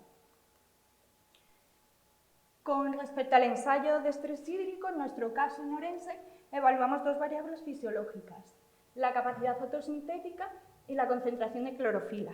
Únicamente se evaluaron las poblaciones de Ñuño Moral, que habían sido consideradas como sensibles en el ensayo de Extremadura, y Valle de Matamoros, considerada como tolerante. Observamos que entre tratamientos hay diferencias significativas, que tenéis la significación en pantalla, y con respecto a la variación poblacional, solo observamos diferencias significativas entre poblaciones para el tratamiento de control del estrés hídrico para la concentración de clorofila. Con respecto al ensayo de estrés combinado, en nuestro caso aplicamos primero el estrés hídrico y posteriormente el estrés térmico. Como observamos en esta gráfica, nuevamente el nivel de daño frente a la población. Sin haber diferencias significativas, observamos que la población Valle de Matamoros, de nuevo, fue la que obtuvo un nivel de daño menor, y la población de Guadalupe, en la que prácticamente murieron la mayoría de individuos, resultó ser la más sensible. Con respecto al tiempo en rebrotar, observamos de nuevo que la población de Hervás es la que tarda menos tiempo en rebrotar, en torno a los 24 días. Y la población de Calera de León, ubicada en la zona más al sur del mapa que os ha presentado Óscar, fue la que tardó más tiempo en rebrotar, en torno a los 35 días. En esta gráfica comparamos el nivel de daño de las plantas en el tratamiento de estrés térmico, aquí tenéis la fotografía, y en el tratamiento de estrés combinado. Como observamos ya a nivel visual hay diferencias claras. Si vemos la gráfica, en rojo se representa el tratamiento de estrés térmico y en morado el tratamiento de estrés combinado. Como podemos observar, las diferencias son significativas entre tratamientos para un nivel de significación bastante pequeño, y siendo siempre mayor en el estrés combinado. Las conclusiones que podemos sacar conjuntas de estos dos ensayos son que los brinzales que hemos evaluado presentan una capacidad de tolerancia al estrés térmico mayor que la de estrés hídrico. Además, hemos observado que al hacer el tratamiento combinado, que sin importar el orden en que se apliquen los tratamientos, la mayor mortandad siempre la obtenemos en el tratamiento de estrés hídrico. Además, hemos observado que la residencia poblacional de Extremadura es mayor que la del sur de Italia, pudiendo destacar la población de Valle de Matamoros, que en ambos ensayos presenta mayor tolerancia. Además, con las variables fisiológicas que os he comentado, que se midieron en el ensayo de Traxa, hemos observado cómo los valores son superiores para la población de Valle de Matamoros con respecto a la Ñuño Moral, que se consideraba como la más sensible. Por último, destacar que los próximos pasos que vamos a seguir es que en primavera vamos a iniciar la multiplicación in vitro de los genotipos más resistentes que hemos identificado en los 3 ensayos, y con el objetivo de montar ensayos de confirmación de tolerancia en campo y finalmente hacer su propuesta para el registro como materiales forestales de reproducción. Y nada, muchas gracias. Quiero agradecer de nuevo la participación y la invitación para, bueno, la oportunidad para participar en estas jornadas, la colaboración de Bea como su labor formativa, en este caso, y la de Alejandro Soya por el desarrollo de la metodología. Y nada, si tenéis alguna pregunta.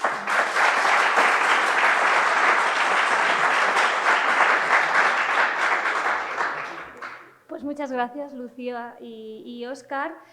Ahora no vamos a hacer preguntas, las vamos a dejar para el final y ahora vamos a pasar con la última presentación de María Gómez, que viene de la Fundación Oso Pardo.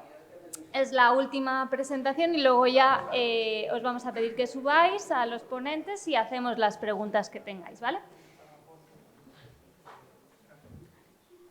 Pues María nos va a presentar la contribución de los soutos y los castaños a la sostenibilidad del hábitat del oso ante el cambio climático.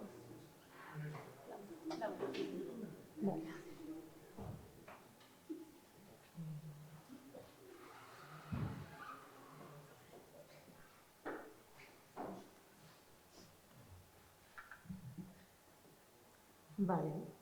Bueno, buenos días a todos. Mi nombre es María Gómez, trabajo en la Fundación Oso Pardo y para nosotros es un gran placer poder estar aquí en esta edición del Biocastanea presentando este trabajo sobre la contribución de los soutos y los castaños a la sostenibilidad del hábitat del oso ante escenarios de cambio climático. Este trabajo se enmarca dentro de un proyecto LIFE, un proyecto europeo, LIFE Osos con Futuro, que ya mencionó ayer en su presentación Emilio Díaz Varela, sobre la mejora de los recursos tróficos claves y prevención de conflictos invernales para conservar al oso pardo cantábrico en escenarios de cambio climático. Este proyecto europeo está coordinado por la Fundación Oso Pardo y cuenta como socios con la Fundación Biodiversidad del Ministerio para la Transición Ecológica y el Reto Demográfico, a la Fundación Patrimonio Natural, la Junta de Castilla y León, y cuenta con el apoyo del Gobierno del Principado de Asturias y la Fundación Tierra Pura.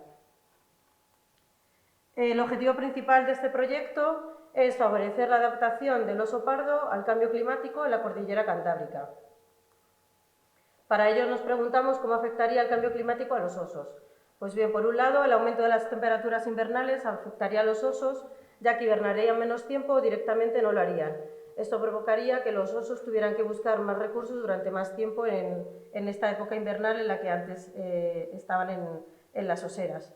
Por otro lado, el clima más cálido en invierno favorece que las actividades recreativas en la naturaleza también se incrementen y con ello puedan aumentar posibles encuentros e interacciones entre los osos y las personas. Por eso, aunque aquí no vamos a hablar de ello, también es muy importante la labor de información de las personas que vamos a la naturaleza a disfrutarla. El oso pardo es un animal omnívoro que principalmente en la cordillera cantábrica basa su alimentación en más de un 80% en recursos vegetales y, por tanto, cómo afecta el cambio climático a estos recursos tróficos de los que se alimenta, a estos vegetales de los que se alimentan, contribuirán de alguna manera a la conservación del oso pardo. Algunas especies son más sensibles al cambio climático, como por ejemplo el arándano, que en los últimos años se han visto menos consumidas por los osos cantábricos, posiblemente por la reducción e irregularidad de sus fructificaciones. Por otro lado, especies como el cerezo o los arraclanes parecen aumentar la importancia de su dieta. Por otro lado, ya centrándonos en el castaño, según algunos estudios en escenarios de cambio climático, parece que esta especie va a verse favorecida en ciertas situaciones concretas de la cordillera cantábrica, sobre todo subiendo en altitud. Por lo tanto, consideramos que el castaño puede ser un recurso clave en estos escenarios futuros de cambio climático. Las especies productoras de frutos secos, como los castaños, las hayas o los robles, son de gran importancia para el oso pardo porque son consumidas en otoño, que es la época de hiperfagia. Tiene un alto poder calorífico, que es un requisito indispensable para que los osos engorden y puedan pasar perfectamente el invierno. Sobre todo es muy importante para las osas preñadas, para que puedan llevar a buen término su reproducción, ya que depende directamente de la disponibilidad de alimento otoñal que tengan.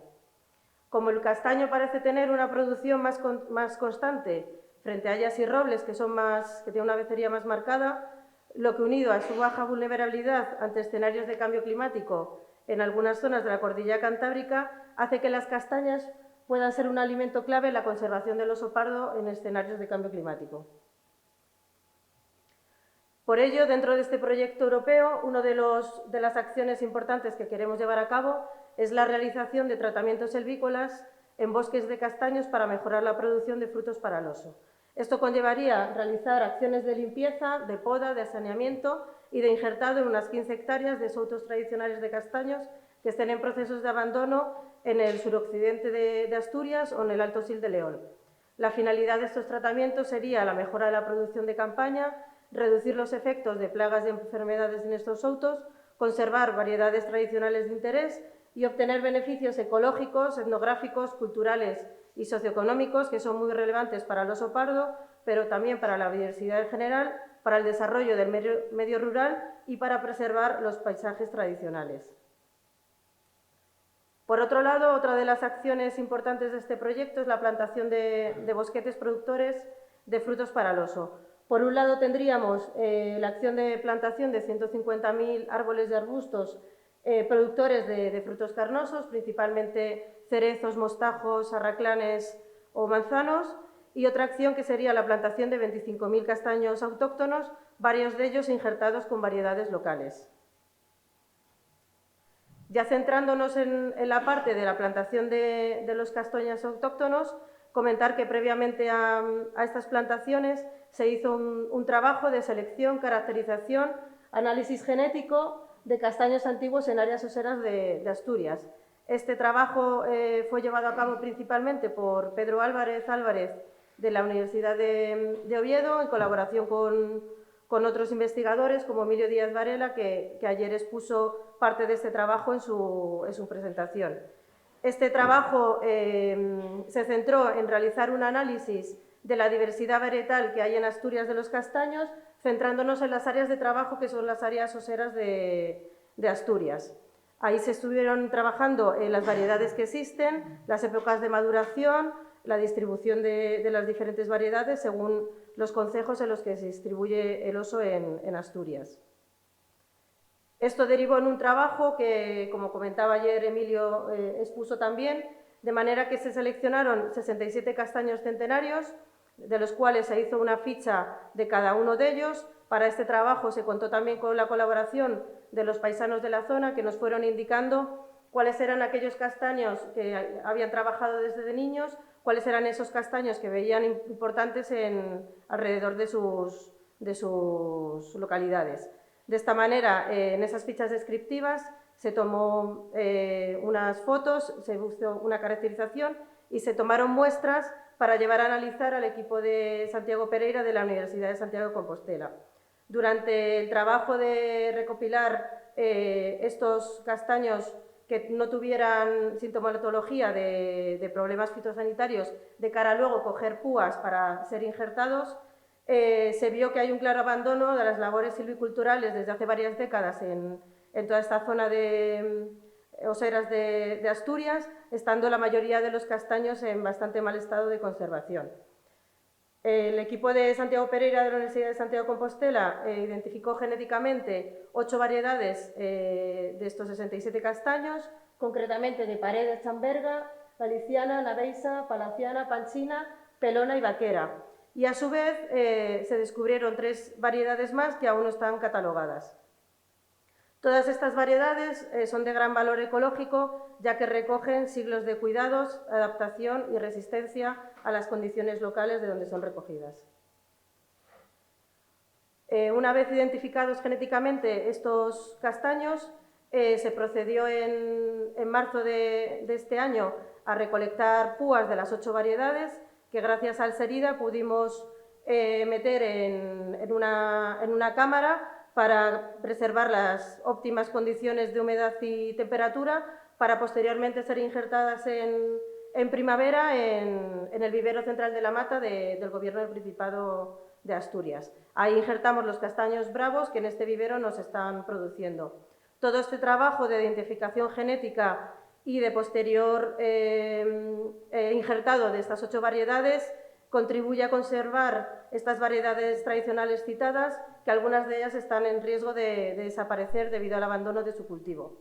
Una vez que se hicieron los injertos en el vivero, cada uno de los injertos fue identificado con una etiqueta donde venía de qué árbol provenía, con su coordenada UTM y la variedad que se había descrito genéticamente, para luego ya, una vez pasar a plantar en campo, saber exactamente dónde íbamos a colocar cada una de las variedades.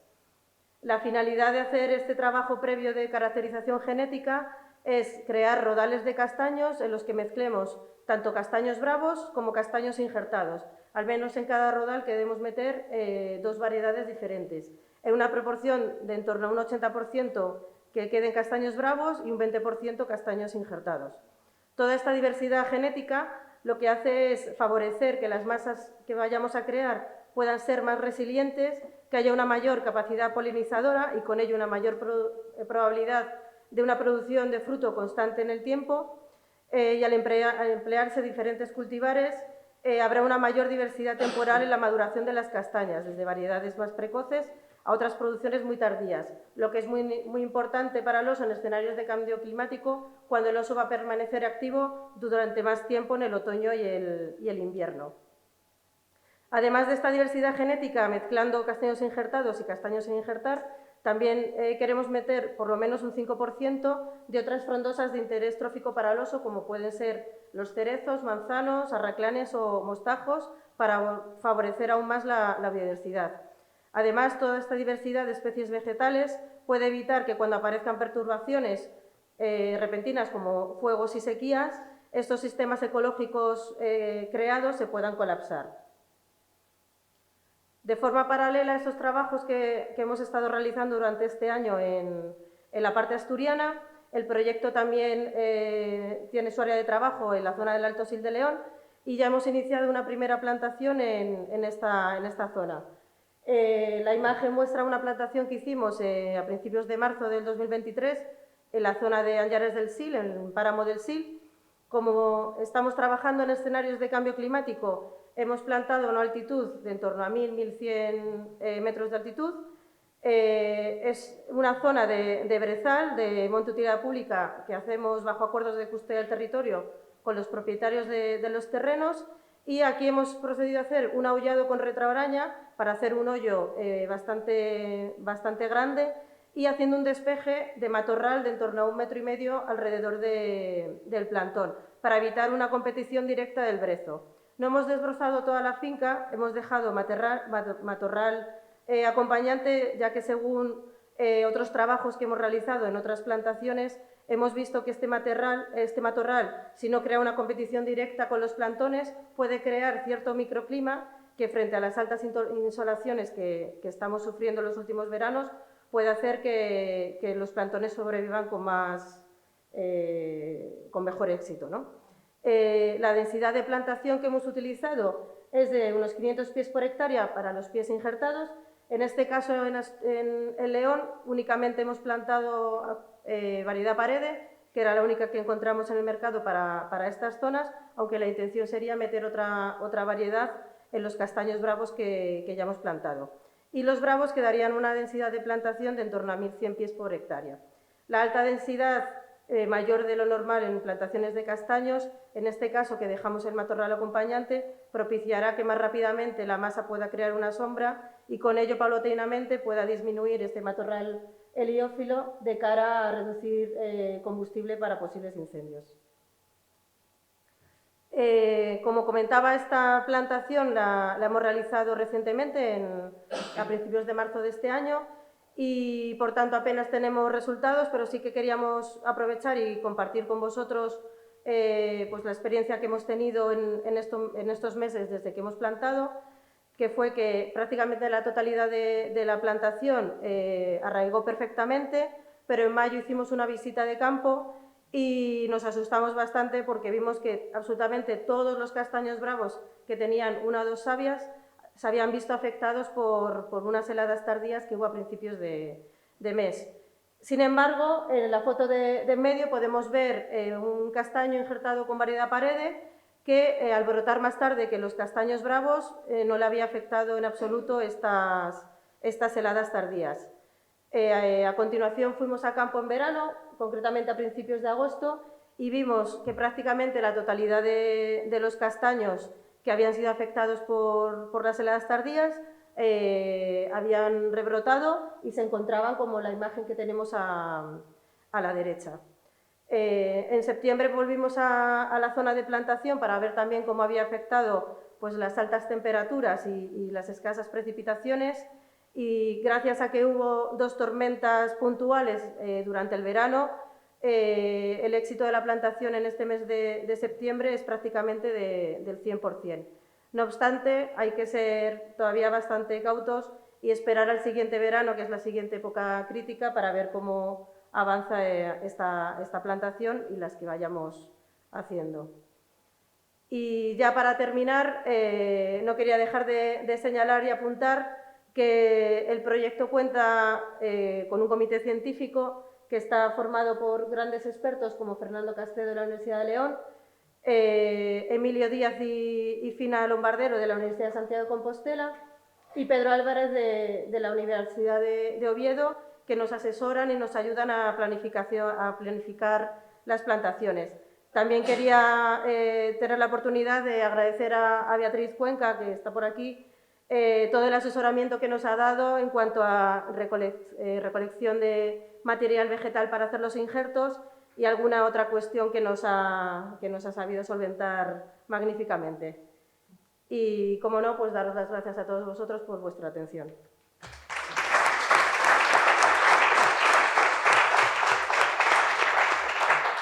Pues muchas gracias, María. Vale. Muy interesante, no te vayas. Vale. Vente para acá. Y por favor, si podéis subir Óscar, Lucía, Gerardo y Pedro Pablo. Veniros para acá porque vamos a iniciar ahora. Tenemos unos minutos para empezar el espacio de participación, por si tenéis preguntas. Aquí los tenemos a todos juntos para que aprovechéis y les preguntéis.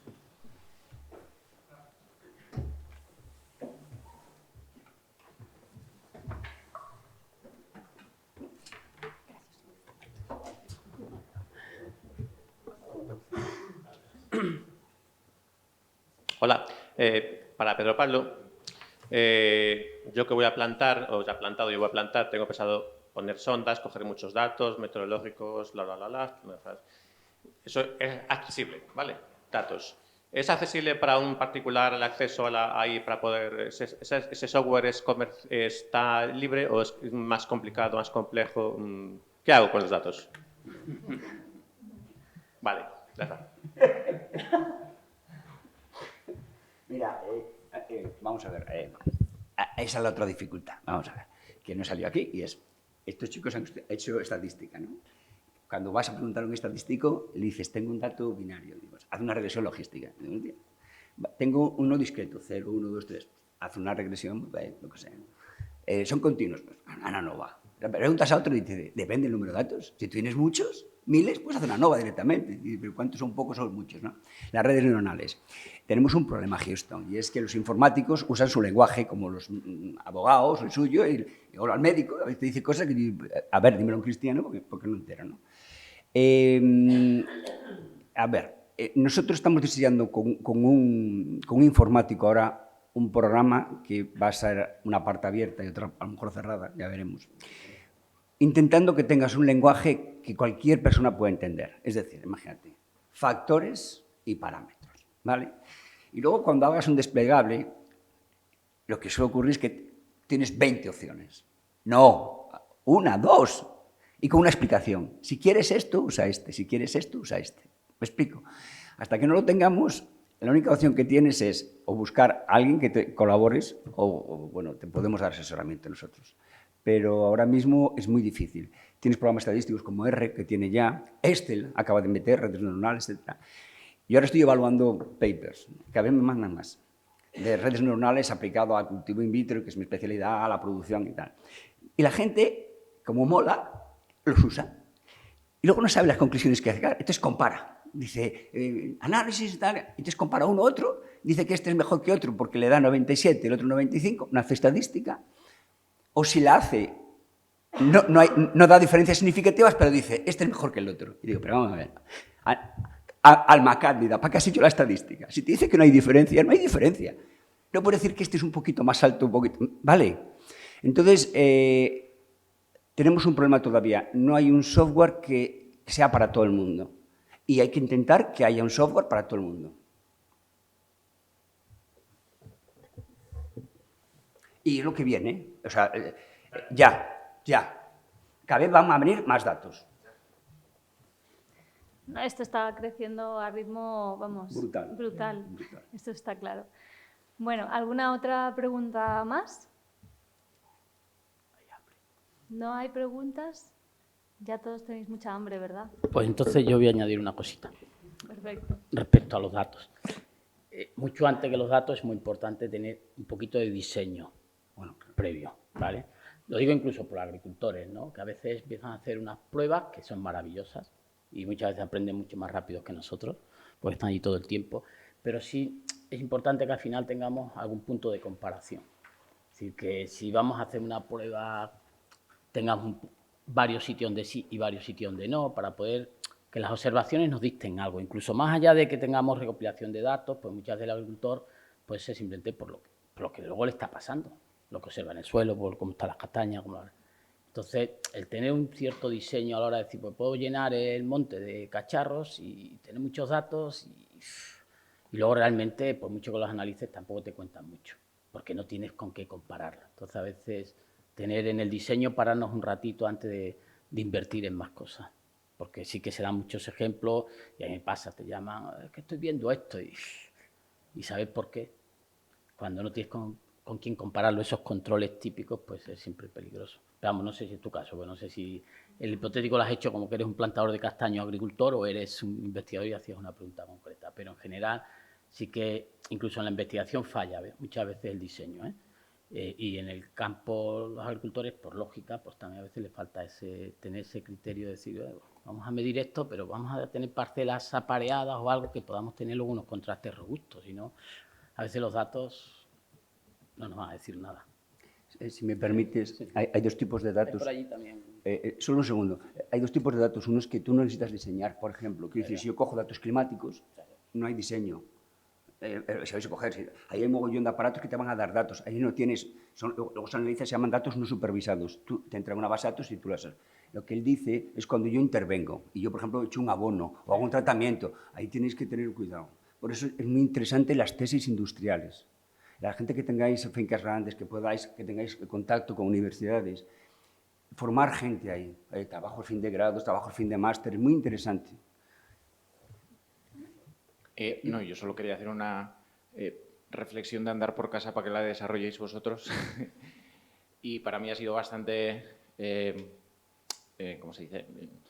La imagen que tú has puesto de la importancia de las redes neuronales es un tractor es súper intensivo y estamos hablando de castañicultura. Y si me comparas una granja de 14.000 vacas de leche con una explotación de apicultura, pues la diferencia, el salto cualitativo es el mismo. Entonces, si un agricultor va a la cooperativa y le dice, este año, ¿qué semilla he hecho y con qué trato? Toma la fórmula. Pero aquí esto no lo hay. Y entonces, datos... Está todo por construir, me da la sensación un poco, ¿no? Pero vienen datos. Y un mensaje que yo os diría es, pongamos... Mira, esta chica, ¿cómo se llama? La que habló antes que yo. Marta. Marta, fíjate, están poniendo ya datos en zonas de castaños. Fíjate la cantidad de datos que hay. Muchos no son supervisados. Si yo tengo 100 hectáreas, me puedo permitir comprar una estación de esas. Y siempre tengo mejores datos, porque el suelo... Yo no entré en los detalles, pero fíjate, una de las cosas que decía, de las tres cosas, era la capacidad de campo, que él lo explicó muy bien luego. Eso hay que tenerlo en cuenta. Eso es simplemente un ensayo que hace. Es decir, hay técnicas que cualquier persona que tenga una explotación tal lo puede hacer, porque es un análisis al año. Lo que sí es importante es tomar decisiones con datos. Y muchas veces tomamos decisiones por tradición, no por datos, ¿sabes? Yo creo que es muy interesante. Y la agricultura que viene... Y por comparación con el vecino. Claro. Y luego el ejemplo del tractor lo ponía por la última frase, que es que tienen capacidad de aprendizaje.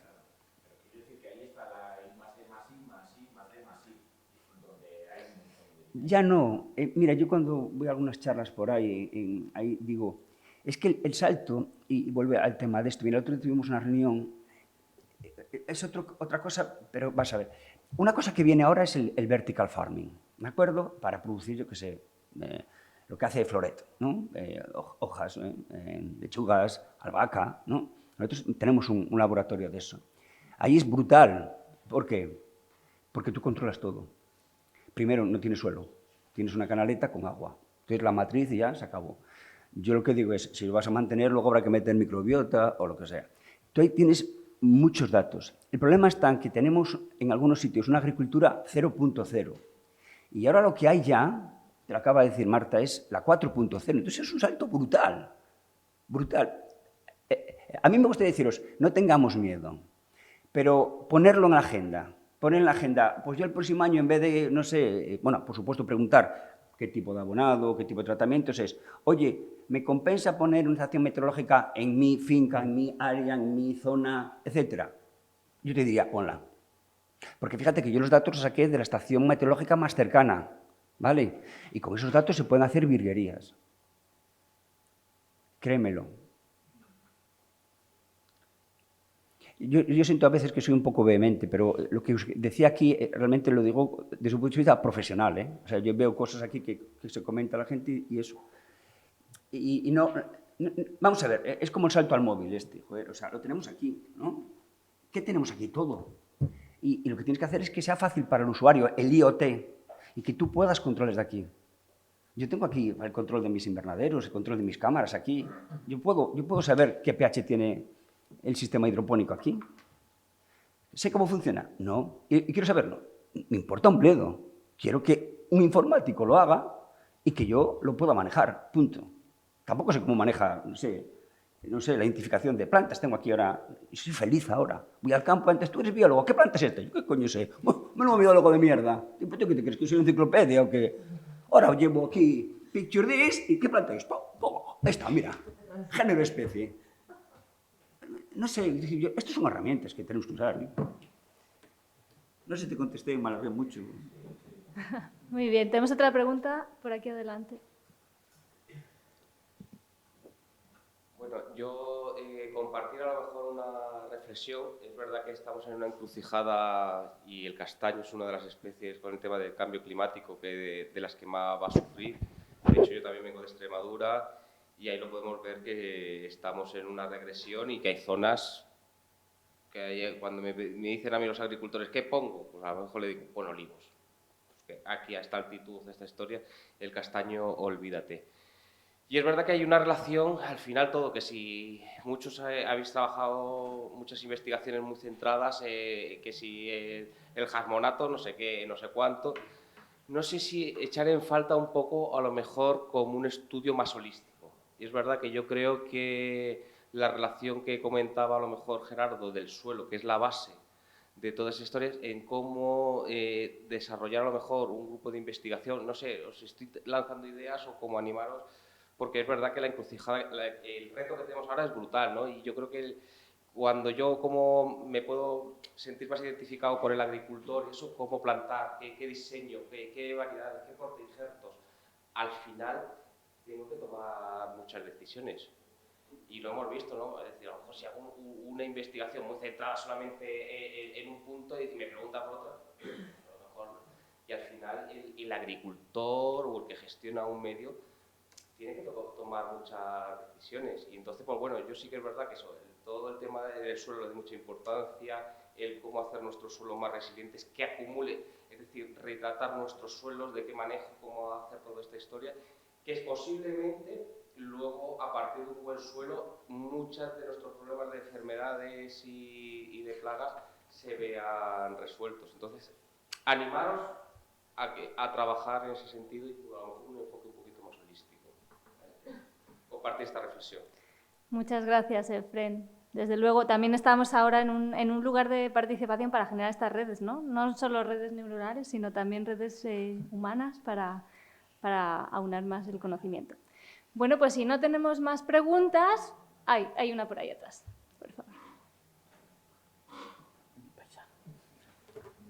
Coincido bastante con Gerardo y con Pablo porque son medidas prácticamente que las puedas llevar a cabo y van un poco en línea con el agricultor, también con Efrén. Yo aquí como agricultor veo mucho tecnicismo, yo lo que quiero llevar de alguna manera es a la práctica, al día a día. ¿En qué me involucra a mí? Cuando hablabas, yo soy de los que pienso que en tu parcela nadie sabe más que tú, que la observación. Yo, cuando hablabas de los boletus, yo me daba cuenta que cuando tituro, tengo un buen suelo, la parte de arriba que he hecho los erizos, lo tituro, ahí me sale el boletus, ya me está hablando. Cuando tengo el microespesor alrededor, ya está la combinación, humedad, materia orgánica. Que muchas veces lo que dice Efrén, yo quiero saber qué planta me viene bien, qué puedo injertar el año que viene, qué medidas correctoras de higiene puedo tener con el chancro mientras me llega una solución. Esto es realmente lo que yo quiero saber y el agricultor al final se quiere llevar a su parcela. Mira, imagínate, nosotros ahora tenemos un estudio de cómo micorrizar castaño, ¿no? Y con boletus. Y lo llevas a la finca. Y yo siempre les digo, ¿y luego qué vas a hacer con eso?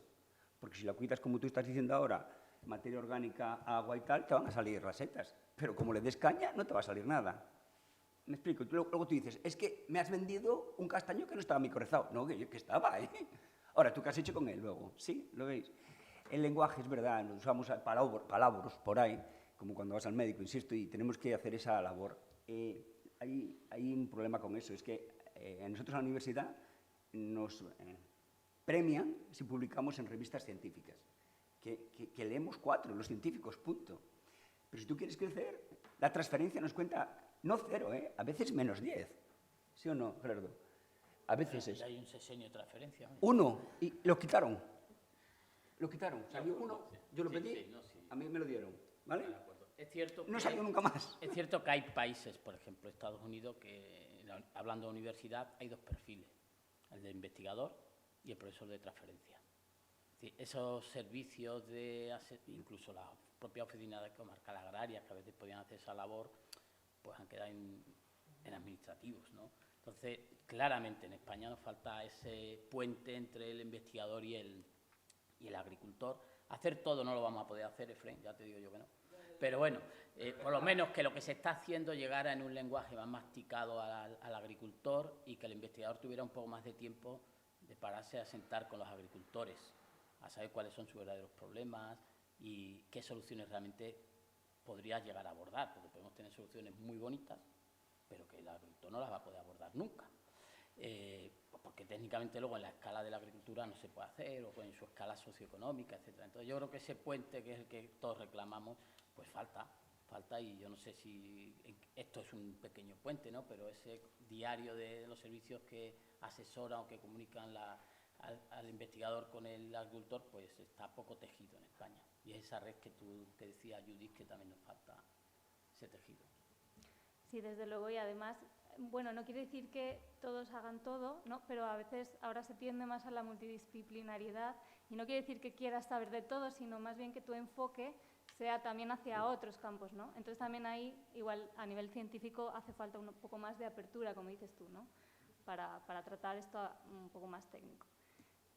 Bueno, pues muchas gracias a los ponentes, muchas gracias también a los asistentes y aquí ya finalizamos estos bloques, pero no finalizamos con las jornadas técnicas científicas. Seguimos esta tarde en Carracedelo y mañana también. Muchas gracias a todos por participar.